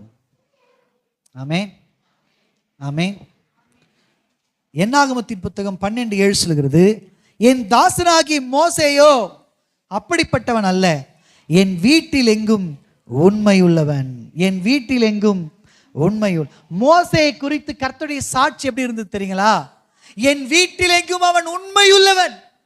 இந்த வார்த்தையை சபையில் இருக்கிற ஒவ்வொரு கர்த்தருடைய பிள்ளைகளும் வாங்கணும், இந்த சாட்சியை. ஆமென். அவருடைய வீடுனா எதுங்க? ஆலயம் தான் வீடு. மோசே என்ன பண்ணறான்? தேவனுடைய வீட்டில் எங்க அவர் என்ன பண்ணறான்? உண்மை உள்ளவரார். சபை எப்படி இருக்கணும் தெரியுங்களா? இந்த ஆலயத்துக்கு உண்மையா இருக்கணும். ஆமென். என்ன கவனிங்க, உங்களை ரட்சித்து கொண்டு வந்து வச்சிருக்கிறாரே இந்த ஆலயம், இது சாதாரணமா உங்களுக்கு கிடைக்கப்பட்ட ஆலயம் இல்லை. ஆமென். இதுல நிறைய பேருடைய ரத்தம் இருக்கு, இதுல நிறைய பேருடைய கண்ணீர் இருக்கு. அதை காட்டிலும் நம்முடைய கர்த்தருடைய பங்கு மிக அதிகமாக இருக்கிறது. ஆமென். அவர் ஜீவனை கொடுத்து சம்பாதித்த சபை இந்த சபை. அப்ப நீங்க என்ன பண்ணணும்னா இந்த சபைக்கு உண்மையா இருக்கணும். சபைக்கு எப்படி இருக்கணுங்க? உண்மையா இருக்கணும். சரி, என்ன கவனிங்க. ஒரு சில காரியங்கள் உங்களோடு கூட நான் கொஞ்சம் வேகமா பகிர்ந்து கொள்றேன். கவனிங்க. இங்க கர்த்தர் என்ன சொல்றாருன்னா வீடுன்னு சொல்றாருல. வீடுனா என்னன்னு சொன்னேன்? தேவாலயம்னு சொன்னேன் இல்லைங்களா? தேவாலயம்னா என்ன? கட்டிடமா? சொல்லுங்க, கட்டிடமா? தேவாலயன்றது கட்டிடம் மாத்திரமல்ல, இங்க இருக்கிற ஒவ்வொரு ஆத்துமாவும். ஆமென். ஆண்டவர் மோசே பார்த்து சொல்றாரு, என்ன சொல்றேன்னா, இவன் என் வீட்டில் எங்கு உண்மையுள்ளவன் அப்படின்னா என்ன அர்த்தம்னா, இவனை நம்பி நான் தந்த என் ஜனங்களை இவன் சரியா நடத்துகிறவன் அப்படின்னு அர்த்தம். ஆமென். இவன் எப்படிப்பட்டவங்க? இவனை நம்பி தந்த ஜனங்களை இவன் எப்படி நடத்துவான்? சரியாக நடத்துகிறவன் அப்படின்னு சொல்லி இங்க சொல்றாரு பாருங்க. என்ன கவனிங்க. மோசேய கர்த்தர் என்ன பண்றாருன்னா, அங்க பாருங்க, அவனை அழைக்கிறாரு.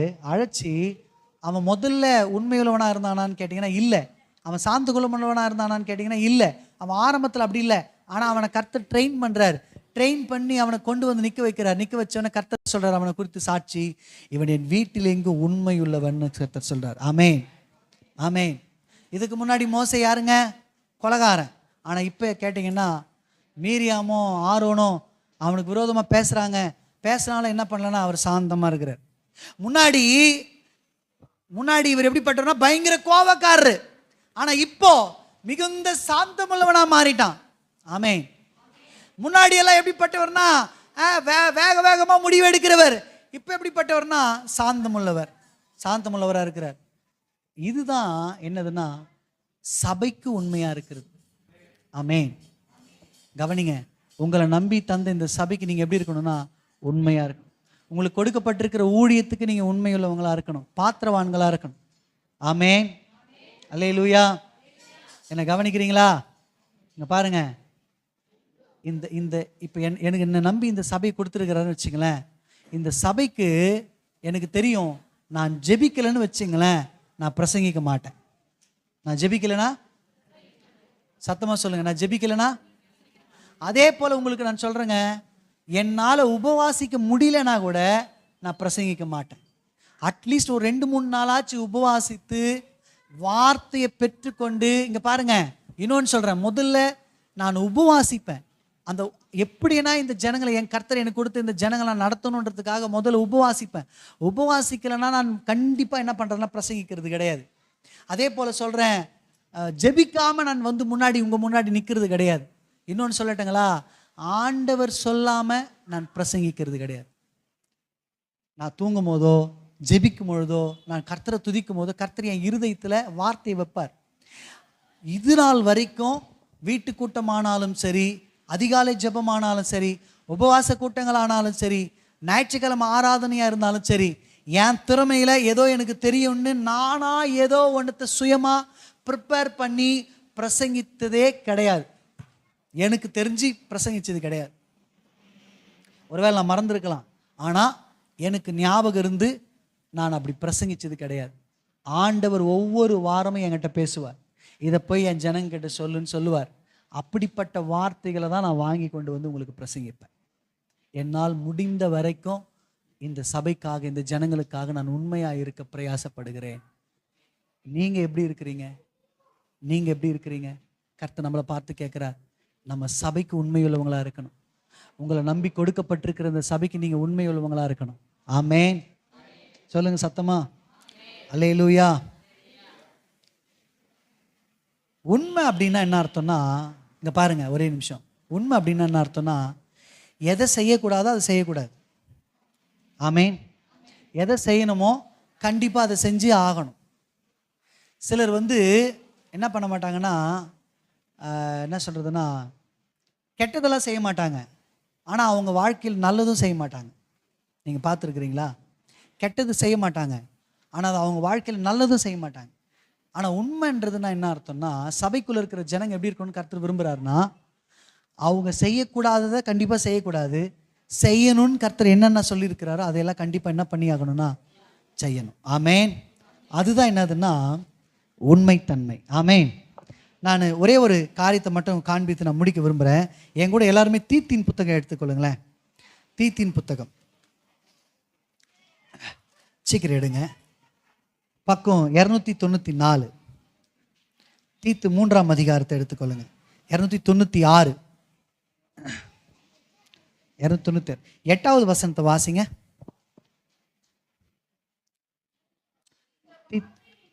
இந்த வார்த்தை உண்மையுள்ளது, தேவனிடத்தில் விசுவாசமானவர்கள் நற்கிரியைகளை செய்ய ஜாக்கிரதையாய் இருக்கும்படி நீ இவைகளை குறித்து திட்டமாய் போதிக்க வேண்டும் என்று விரும்புகிறேன். இவைகளையே நன்மையும் மனுஷருக்கு பிரயோஜனம் உள்ளவைகள் அப்படின்ற. கவனிங்க, இங்க தீத்துக்கு அப்போஸ்தலன் பவுல் எழுதும் போது எழுதுறார் ஒரு காரியத்தை, என்னன்னா, இந்த வார்த்தைகள் உண்மையுள்ளவைகள், தேவனிடத்தில் விசுவாசமானவர்கள் நற்கிரியைகளை செய்ய ஜாக்கிரதையா இருக்கணும்ன்றார்.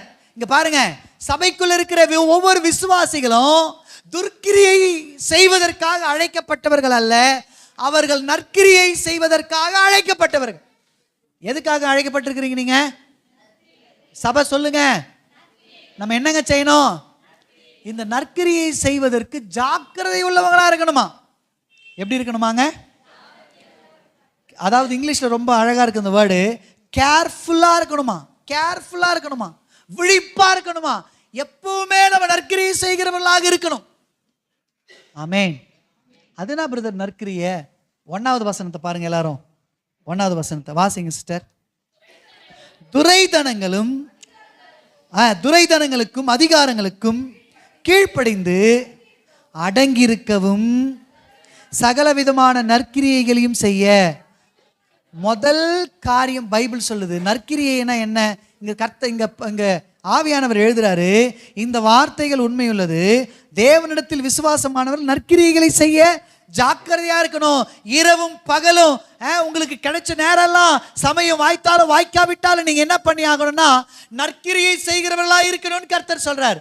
அது என்ன பிரதர் நற்கிரியை அப்படின்னு நீங்க கேட்டீங்கன்னா, முதல் வசனம் சொல்லுது, நீங்க துரைதனங்களுக்கும் அதிகாரங்களுக்கும் கீழ்ப்படிந்து அடங்கணும்னு சொல்லப்படுது. என்னதுங்க? எல்லாம் சொல்லுங்க. கீழ்ப்படியணும், அடங்கணும். சத்தமா சொல்லுங்க. கீழ்ப்படியணும், அடங்கணும். எதுக்கு அப்படின்னு கேட்டா, துரைதனங்களுக்கும் அதிகாரங்களும். இந்த துரைதனங்களும் அதிகாரங்களும் எங்கெங்கெல்லாம் நீங்க பார்க்க முடியும்னா பல இடங்களை பார்க்க முடியும். முதல்ல அரசாங்கம். எல்லாம் சொல்லுங்க. கவர்மெண்ட்டுக்கு நம்ம என்ன பண்ணோம்னா கீழ்ப்படிந்து அடங்கணும். ஆமென். ஒரு அரசாங்கம் ஒரு சட்டத்திட்டம் போடுதுன்னா நம்ம என்ன பண்ணோம்னா அதுக்கு கீழ்ப்படிந்து நம்ம அடங்குகிறவர்களாக இருக்கணும். ஆமென். அல்லேலூயா. ரெண்டாவது சபை. சபைக்கு உங்களுக்கு மேல சில அதிகாரங்கள் இருக்கு பாருங்க. அந்த அதிகாரங்களுக்கு, சபை ஊழியர்களுக்கு, சபைக்குள்ள இருக்கிற ஒவ்வொரு விசுவாசிகள் என்ன பண்ணா கீழ்ப்படிந்து அடங்கி இருக்கணும். ஆமென். இஷ்டம் போல நம்ம என்ன பண்ணிடக்கூடாதுன்னா பேசக்கூடாது. இஷ்டம் போல நம்ம நடந்துடக்கூடாது. ஒரு அதாவது ரோமர்னு நினைக்கிறேன், அதில் ஆண்டவர் சொல்றாரு என்னன்னா, ஒவ்வொரு அதிகாரங்களும் அதிகாரிகளும் கர்த்தரால் நியமிக்கப்பட்டவங்களாம். யாருங்க? உங்களுக்கு மேலே இருக்கிற ஒரு அதிகாரம் யாருனால ஏற்படுத்தப்பட்டதுன்னா கர்த்தரினால ஏற்படுத்தப்பட்டது. அப்போ அந்த அதிகாரங்களுக்கு நீங்கள் என்ன பண்ணி ஆகணும்னா கீழ்ப்படியணும். அதோடு கூட நீங்கள் என்ன பண்ணியிருக்கணும்னா அடங்கியும் என்ன பண்ணியிருக்கணும் இருக்கணும். ஆமென். முதல்ல சொல்லுங்க, அரசாங்கத்துக்கு நம்ம என்ன பண்ணணும்? அடங்கி கீழ்ப்படியணும். ரெண்டாவது சபைக்குள்ள இருக்கிற அதிகாரங்களுக்கு நீங்கள் என்ன பண்ணணும்? அடங்கி இருக்கணும், கீழ்ப்படிஞ்சிருக்கணும். மூணாவது கவனிங்க அருமையானவர்களே, மூணாவது நான் சொல்லுவேன், குடும்பம். ஒரு குடும்பம் இருக்குன்னு வச்சுக்கேன், அந்த குடும்பத்தில் உங்களுக்கு மேலே ஒரு கணவர் இருப்பார். ஆமாம் தானேங்க? சொல்லுங்க. அந்த கணவருக்கு மனைவியானவள் என்ன பண்ணணும்னா கீழ்ப்படிஞ்சு அடங்கி இருக்கணும். ஒருவேளை மனைவியை விட புருஷன் படிப்பில் கம்மியாக இருக்கலாம், மனைவியை விட புருஷன் சம்பாத்தியத்தில் கம்மியாக இருக்கலாம், மனைவியை விட புருஷன் தாளந்துகளில் டேலண்ட் இல்லாமல் இருக்கலாம். ஆனால் வேதம் சொல்லுகிறது, மனைவியானவள் கிறிஸ்துவுக்கு கீழ்ப்படுகிறது போல என்ன பண்ணணும்னா தன் சொந்த புருஷனுக்கு கீழ்ப்படியணும். அதே மாதிரி புருஷர்களுக்கு சொல்கிறேன், உங்கள் மனைவிக்கு நீங்கள் என்ன பண்ணணும்னா உங்கள் மனைவி இடத்துல அன்பு காட்டணும். என்ன காட்டணுங்க? அன்பு காட்டணும். என்ன கவனிங்க, நான் இப்படி சொல்கிறேன். சபை யாருன்னா மணவாட்டி. சபை யாருங்க? மணவாட்டினா என்னது? மனைவின்னு அர்த்தம்.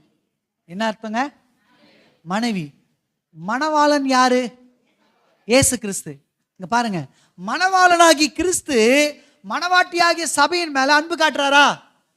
நம்ம எவ்வளோ கோவப்படுத்துறோம் அவர் எவ்வளோ கஷ்டப்படுத்துறோம், நம்ம எவ்வளோ பண்ணாலும் இந்த மணவாட்டியின் மேல அந்த மணவாளன் அன்புள்ளவராக இருக்கிறது போல மனைவிக்குள்ள சில குறைபாடுகள் இருக்கும், மனைவிக்குள்ள சில கீழ்ப்படியாமின் காரியங்கள் இருக்கும், மனைவி சில நேரங்களில் புருஷனை கோவப்படுத்துறவங்களா இருப்பாங்க. ஆனாலும் என்ன பண்ணணும்னா அன்பு காட்டியே ஆகணும்.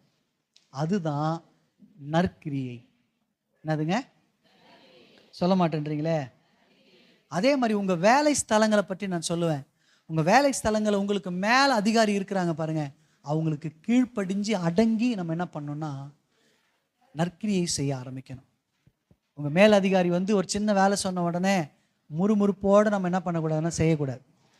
திட்டினே செய்வாங்க பாருங்க சில நேரத்துலலாம். இந்த ஆளுக்கு கண்ணே தெரியாது, எப்போ பார்த்தாலும் என்ன தான் என்ன பண்ணுவான் சொல்லுவான் அப்படின்னு சொல்லி நம்ம என்ன பண்ணக்கூடாதுன்னா சொல்லிடக்கூடாது. ஆமேன். அப்போது சொல்லுங்க, இந்த அதிகாரங்களை நம்ம எங்கெல்லாம் பார்க்குறோம்? முதல்ல தேசத்தில் பார்க்குறோம், கவர்மெண்ட்.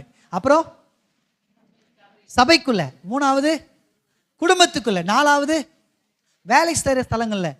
இந்த இடத்துலலாம் இங்கே பாருங்க, நம்ம அடங்கி கீழ்ப்படிந்து நடக்கும் பொழுது நம்ம நற்கிரியை செய்கிறவர்களாக பரலோகம் நம்மளை பார்க்கும். ஆமென். அல்லேலூயா. அது கீழே இருக்கிற அடுத்த வசனத்தை பாருங்க. என்ன சொல்லுங்க? சத்தமா சொல்லுங்க. ஒருவனையும் தூஷியாமலும் சண்டை பண்ணாமலும்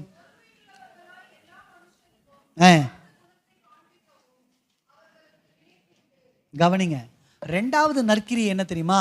இங்க ரெண்டாவது வசனம் சொல்லுது, ஒருவனையும் நீங்க என்ன பண்ணக்கூடாதுங்க? என் கூட சொல்லுங்க, என்ன பண்ணக்கூடாது? தூஷிக்க கூடாது. அப்புறம் சண்டை பண்ணக்கூடாது. அப்புறம் பொறுமையுள்ளவங்களா இருக்கணும். அப்புறம் எல்லா மனுஷருக்கும் சாந்த குணத்தை காண்பிக்கவும் அவர்களுக்கு நினைப்பூட்டு. இதெல்லாம் தான்மா நற்கிரிய அப்படின்றாரு. ஒரு அரசாங்கம் இருக்குதுன்னா அந்த அரசாங்கத்தோடு நீ என்ன பண்ணக்கூடாதுன்னா எதிர்த்து நிற்கக்கூடாது, சண்டை பண்ணக்கூடாது. நீ அதோடு கூட என்ன பண்ணக்கூடாதுன்னா போராடக்கூடாது. அது போடுற சட்டத்திட்டங்களுக்கு நீ என்ன பண்ணி ஆகணும்னா சாந்தம் உள்ளவர்களாக இருந்து கீழ்ப்படியணும். ஆமென். உங்க சபைக்குள்ள ஒருவேளை நீங்க பிடிக்காதெல்லாம் சபைக்குள்ள சில நேரங்களில் நடக்கலாம். ஆமென் சொல்லுங்க. அதுக்காக நீங்க என்ன பண்ணக்கூடாது தெரியுமா? சண்டை போடக்கூடாது. அதுக்காக நீங்க என்ன பண்ணக்கூடாது தெரியுமா? சபையை விட்டு போயிடக்கூடாது. அதுக்காக நீ சில நேரத்தில் நீங்கள் ஏதோ ஒன்று செய்கிறீங்க, ஊழியக்காரனாக இருக்கிறவங்க உங்களை கடிந்து கொள்கிறாங்கன்னு வச்சுங்களேன். நீங்கள் இப்படி செய்யாதீங்கன்னு சில நேரங்கள் அன்பாக சொல்லி பார்ப்பாங்க, சில நேரங்களில் கடிந்து கொள்ளுவாங்கன்னு வச்சுங்களேன். நீங்கள் என்ன பண்ணிடக்கூடாது? அதை உடனே கோச்சுன்னு என்ன பண்ணிடக்கூடாது? சபையை விட்டு நான் போகிறேன் பிரதர் அப்படின்னு போயிடக்கூடாது. ஆமென். அதே போல தான் உங்கள் வேலை ஸ்தலங்களில் நீங்கள் எல்லாரோட சாந்தம் உள்ளவங்களாக இருக்கணும். அந்த சாந்த குணத்தை எல்லாரும் பார்க்கணும், உங்ககிட்ட இருக்கிற சாந்த குணத்தை. இதெல்லாம் தான் என்னதுன்னா நற்கிரியை. ஆமென். இப்படியெல்லாம் சபைக்குள்ளே இருக்கிறவங்க இருந்தால் தான் அவங்க யார் தெரியுமா? சபைக்கு உண்மையுள்ளவங்களாக இருக்கிறாங்கன்னு அர்த்தம். நீங்கள் பாருங்கள், சபைக்குள்ளே இருக்கும் பொழுது நீங்கள் தேவனுக்கு பிரியமாக நடந்து கொள்கிறீங்க, உண்மைதான். ஆனால் கர்த்தர் என்ன சொல்கிறாருன்னா, சபைக்குள்ளே இருக்கும் பொழுது மட்டும் இல்லை, நீ சமுதாயத்துக்குள்ளே தேசத்துக்குள்ளே போகும்பொழுதும் நீ அப்படி இருக்கணும். நீ சண்டை பண்ணாதவனாக இருக்கணும், நீ சாந்த குணமுள்ளவனாக இருக்கணும், நீ ஏமாத்தாதவனாக இருக்கணும், நீ பொய் சொல்லாதவனாக இருக்கணும். ஒரு காலத்தில் என்னை கவனிங்க, ஒரு காலத்தில் நிறைய இடங்களில் பார்த்தீங்கன்னு வச்சுங்களேன், இந்த கிறிஸ்தவங்களை வேலைக்கு எடுப்பாங்க. ஏன்னா கிறிஸ்தவங்கனாலே அவங்க உண்மை உள்ளவங்களாக இருப்பாங்க, அவங்க ஏமாற்ற மாட்டாங்க, அவங்கக்கிட்ட பொய் இருக்காது, அவங்கக்கிட்ட பார்த்தீங்கன்னா உண்மைத்தன்மை இருக்கும்னு சொல்லி அவங்கள எடுப்பாங்க நிறையா. ஆனால் இன்னைக்கு அப்படியே நிறைய ஆப்போசிட்டாக மாறிட்டாங்க. நம்ம அப்படியே ஆப்போசிட்டாக மாறி இருக்கிறோம். இன்னைக்கு நிறைய பொய் சொல்கிறது யாருன்னா கிறிஸ்தவங்களாக மாறிட்டு இருக்கிறாங்க. ஆமென். ஏமாத்துறது, நிறைய காரியங்கள் பண்ணுறது எல்லாம் பார்த்தீங்கன்னா கிறிஸ்தவங்களாக தான் இருக்கிறாங்க. ஆமென். இந்த நிலைமை சபைக்குள்ளிருந்து மாறணும்னு கர்த்தர் விரும்புகிறார். ஏன் உங்களை இவ்வளோ நேரம் உட்கார வச்சு இவ்வளோத்தி பொறுமையாக சொல்லி கொடுக்குறாரு தெரியுங்களா? பிசாசும் உங்களை ஆசீர்வாதத்தை காண்பித்து எப்படின்னா நரகத்துக்கு கூட்டு போகணுன்னு விரும்புகிறான். ஆனால் கர்த்தர் உங்களுக்காக, நமக்காக கர்த்தர் பூரண ஆசீர்வாதத்தை ஒன்றத்தை நியமித்து வச்சிருக்கிறார். அதை நீங்களும் நானும் சுதந்திரிக்க வேண்டும் என்று கர்த்தர் விரும்புகிறார். அதற்கு சபை எப்படி இருக்கணும்னா, நம்மை உண்டாக்கின தேவனுக்கு உண்மையாக இருக்கணும். ரெண்டாவது நான் சொல்லுவேன், இந்த சபைக்கு நம்ம உண்மையாக இருக்கணும். ஆமென். நற்கிரியை இன்னிலிருந்து துவங்க ஆரம்பிங்க. நற்கிரியை உங்களிலிருந்து துவங்கட்டும். எல்லாத்துக்கும் சண்டை போடாது, எல்லாத்துக்கும் நீங்கள் போய் எதிர்த்து நிற்காதீங்க, கூட பேசுகிறவங்களா இருக்காது. அது வேலை ஸ்தலமானா இருக்கட்டும், அது உங்கள் வீடானா இருக்கட்டும், அல்லது அதாவது என்ன சொல்கிறது அரசாங்க காரியங்களாக இருக்கட்டும், எந்த காரியமாக இருந்தாலுங்க இந்த 2 காரியத்தை மனப்பாடம் பண்ணுங்க. ஆமென். நான் திரும்ப அந்த வசனத்தை உங்களுக்காக வாட்சி நம்ம ஜெபிக்க போகிறோம். எல்லாரும் சேர்ந்து படிச்சிடலாமா? எல்லாரும் சேர்ந்து படிங்க. தீத்து 3ஆம் அதிகாரம் 1-2 வசனம். நற்கிரியை பற்றி ஆண்டவர் இங்கே எழுதியிருக்கிறார் பாருங்க. துரைதனங்களுக்கும் அதிகாரங்களுக்கும் கீழ்ப்படிந்து அடங்கி இருக்கவும் சகலவிதமான நற்கிரியைகளையும் செய்ய ஆயத்தமாக இருக்கணும். கவர்மெண்ட் ஆனாலும் சரி, வேலை ஸ்தலங்கள் ஆனாலும் சரி, சர்ச் ஆனாலும் சரி, அல்லது நீங்கள் என்ன சொல்கிறதுனா எந்த காரியமானாலும் உங்களுக்கு மேலே ஒரு அதிகாரம் இருக்குன்னா அதுக்கு நீங்கள் அடங்கி, அதுக்கு நீங்கள் கீழ்ப்படிஞ்சே ஆகணும். அதுதான் நற்கிரியை. அப்போ தான் நம்மளை விசுவாசியினே பரலோகம் ஏற்றுக்கொள்ளும். அப்போ தான் இந்த பூரண ஆசீர்வாதத்தை நம்ம பெற முடியும். 2வது வசனம் சொல்லுங்க, ஒருவனையும் நீ என்ன பண்ணாத சொல்லுங்க, யார் அற்பமாக எண்ணாத, ஒருத்தர் பேரை ஒருத்தர் குற்றம் சொல்லாத, ஒருத்தர் பேரில் ஒருத்தர் என்ன பண்ணாத குற்றம் சொல்லாத. அப்புறம் என்ன சொல்லப்படுதுங்க, சண்டை பண்ணுறவங்களா இருக்காதீங்க, பொறுமையுள்ளவங்களா இருங்க, எல்லா மனுஷர்கிட்டையும் சாந்த குணத்தை நீங்கள் என்ன பண்ணுங்க காட்டுங்க. ஆமென். இந்த நற்கிரிகளை செய்யும் பொழுது நம்ம எதுக்கு உண்மை உள்ளவங்களாக மாறிடுவோம்னா சபைக்கு உண்மை உள்ளவங்களாக மாறிடுவோம். ஆமென். நம்ம எல்லாம் முழங்கால் படிக்கலாமா? எல்லா கண்களை மூடி அப்படியே சொல்லுங்க, ஆண்டவரே நாங்கள் உங்களுக்கு உண்மை உள்ளவங்களாக இருக்கணும்.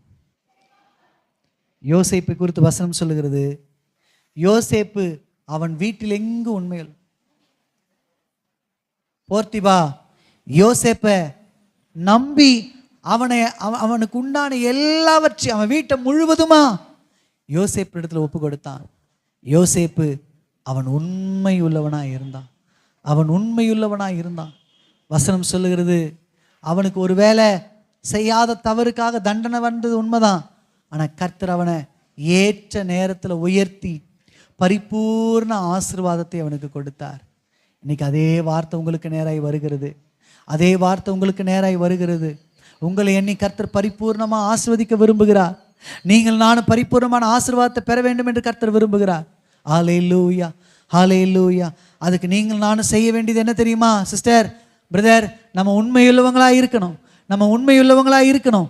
எதுக்கு உண்மையுள்ளவங்களாக இருக்கணும்? தேவனுக்கு உண்மையுள்ளவர்களாக இருக்கணும். தேவனுக்கு உண்மையுள்ளவங்களாக இருக்கிறதுனா என்ன? அவரையே நம்பி இஸ்ரவேல் ஜனங்க தங்கள் காத்திருந்த நேரத்தில் தேவனை விட்டு பின்வாங்கி போய் அவர்கள் விக்கிரக ஆராதனைக்குள்ள போனதை நம்ம பார்க்க முடியும். அவர்கள் தேவனை விட்டு கன்றுக்குட்டிக்கு நேராய் போனதை நம்ம பார்க்க முடியும். வேதம் சொல்லுகிறது, அவர்கள் தேவனை கோபமூட்டினார்களாம், அவர்களுடைய இருதயம் கடினப்பட்டது என்று பார்க்கிறோம். அதனால அவர்களால அந்த கானானுக்குள்ள பிரவேசிக்க முடியாம போனது என்று பார்க்கிறோம். சபையே, நீ ஆண்டவரை விட்டு தூரம் போயிடாத. நீ தேவனை நம்பு. உன் வாழ்க்கையில் என்ன இருந்தாலும் இல்லாவிட்டால் போனாலும், ஒருவேளை காத்திருப்பின் அனுபவத்துக்குள்ள இருக்கிறியா, கர்த்தரை நம்பு. ஒருவேளை யோபை போல எல்லாவற்றையும் எழுந்து போயிருக்கிறியா, கர்த்தரை மட்டும் நம்பிட்டே இரு. கர்த்தரை மட்டும் நம்பிட்டே இரு. உனக்காக பின்னாடி கர்த்தர் கிரியை செய்து கொண்டிருக்கிறார் என்பதை மறந்து போகாத. உனக்காக கர்த்தர் செயல்பட்டு கொண்டிருக்கிறார் என்பதை மறந்து போகாத.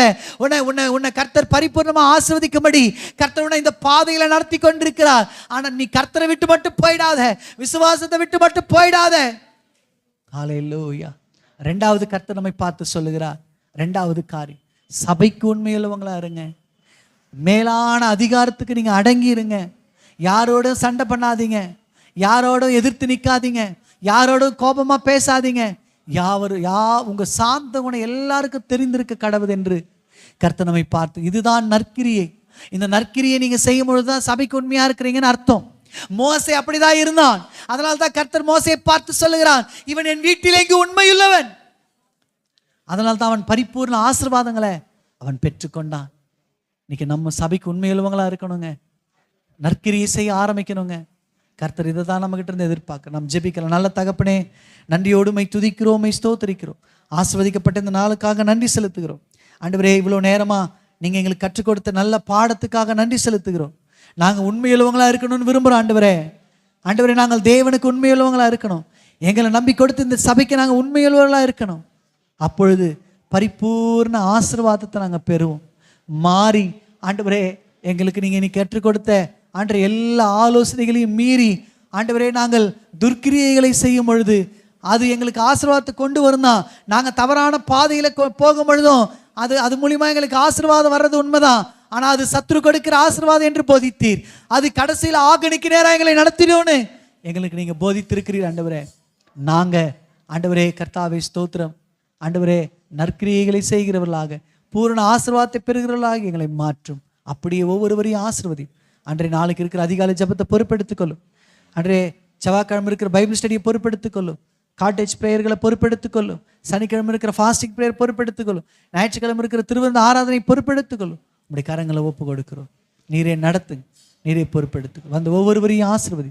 இந்த வாரங்களில் திருமண நாள், பிறந்த நாளை சந்திக்கிற ஒவ்வொருவரையும் ஆசீர்வதி, பாதுகாத்துக்கொள்ளும். எல்லா துதிகன மகிமுமக்கே செலுத்து. இயேசு கிறிஸ்துவின் நாமத்தில் ஜெபிக்கிறோம், ஜீவனும் பரிசுத்தம் உள்ள நல்ல பிதாவே. எல்லாரும் சேர்ந்து சொல்லுவேன், என் ஆத்துமாவே கர்த்தரை ஸ்தோத்திரி, என் முழு உள்ளமே அவருடைய பரிசுத்த நாமத்தை ஸ்தோத்திரி. என் ஆத்துமாவே கர்த்தரை ஸ்தோத்திரி, கர்த்தர் செய்த சகல உபகாரங்களையும் மறவாதே. ஆமென். ஆசீர்வாதங்களை பெற்று நம்முடைய கர்த்தராகிய இயேசு கிறிஸ்துவினுடைய கிருபையும் பிதாவாகிய தேவனுடைய அன்பும் பரிசுத்தாவினுடைய ஐக்கியம் பாதுகாப்பு வழிநடத்தி இன்றும் என்றும் சதா காலங்களிலும் நம் அனைவரோடு கூட நின்று நிலைத்திருப்பதாக. ஆமென். அல்லேலூயா, அல்லேலூயா. கர்த்தர் உங்களை ஆசீர்வதிப்பாராக.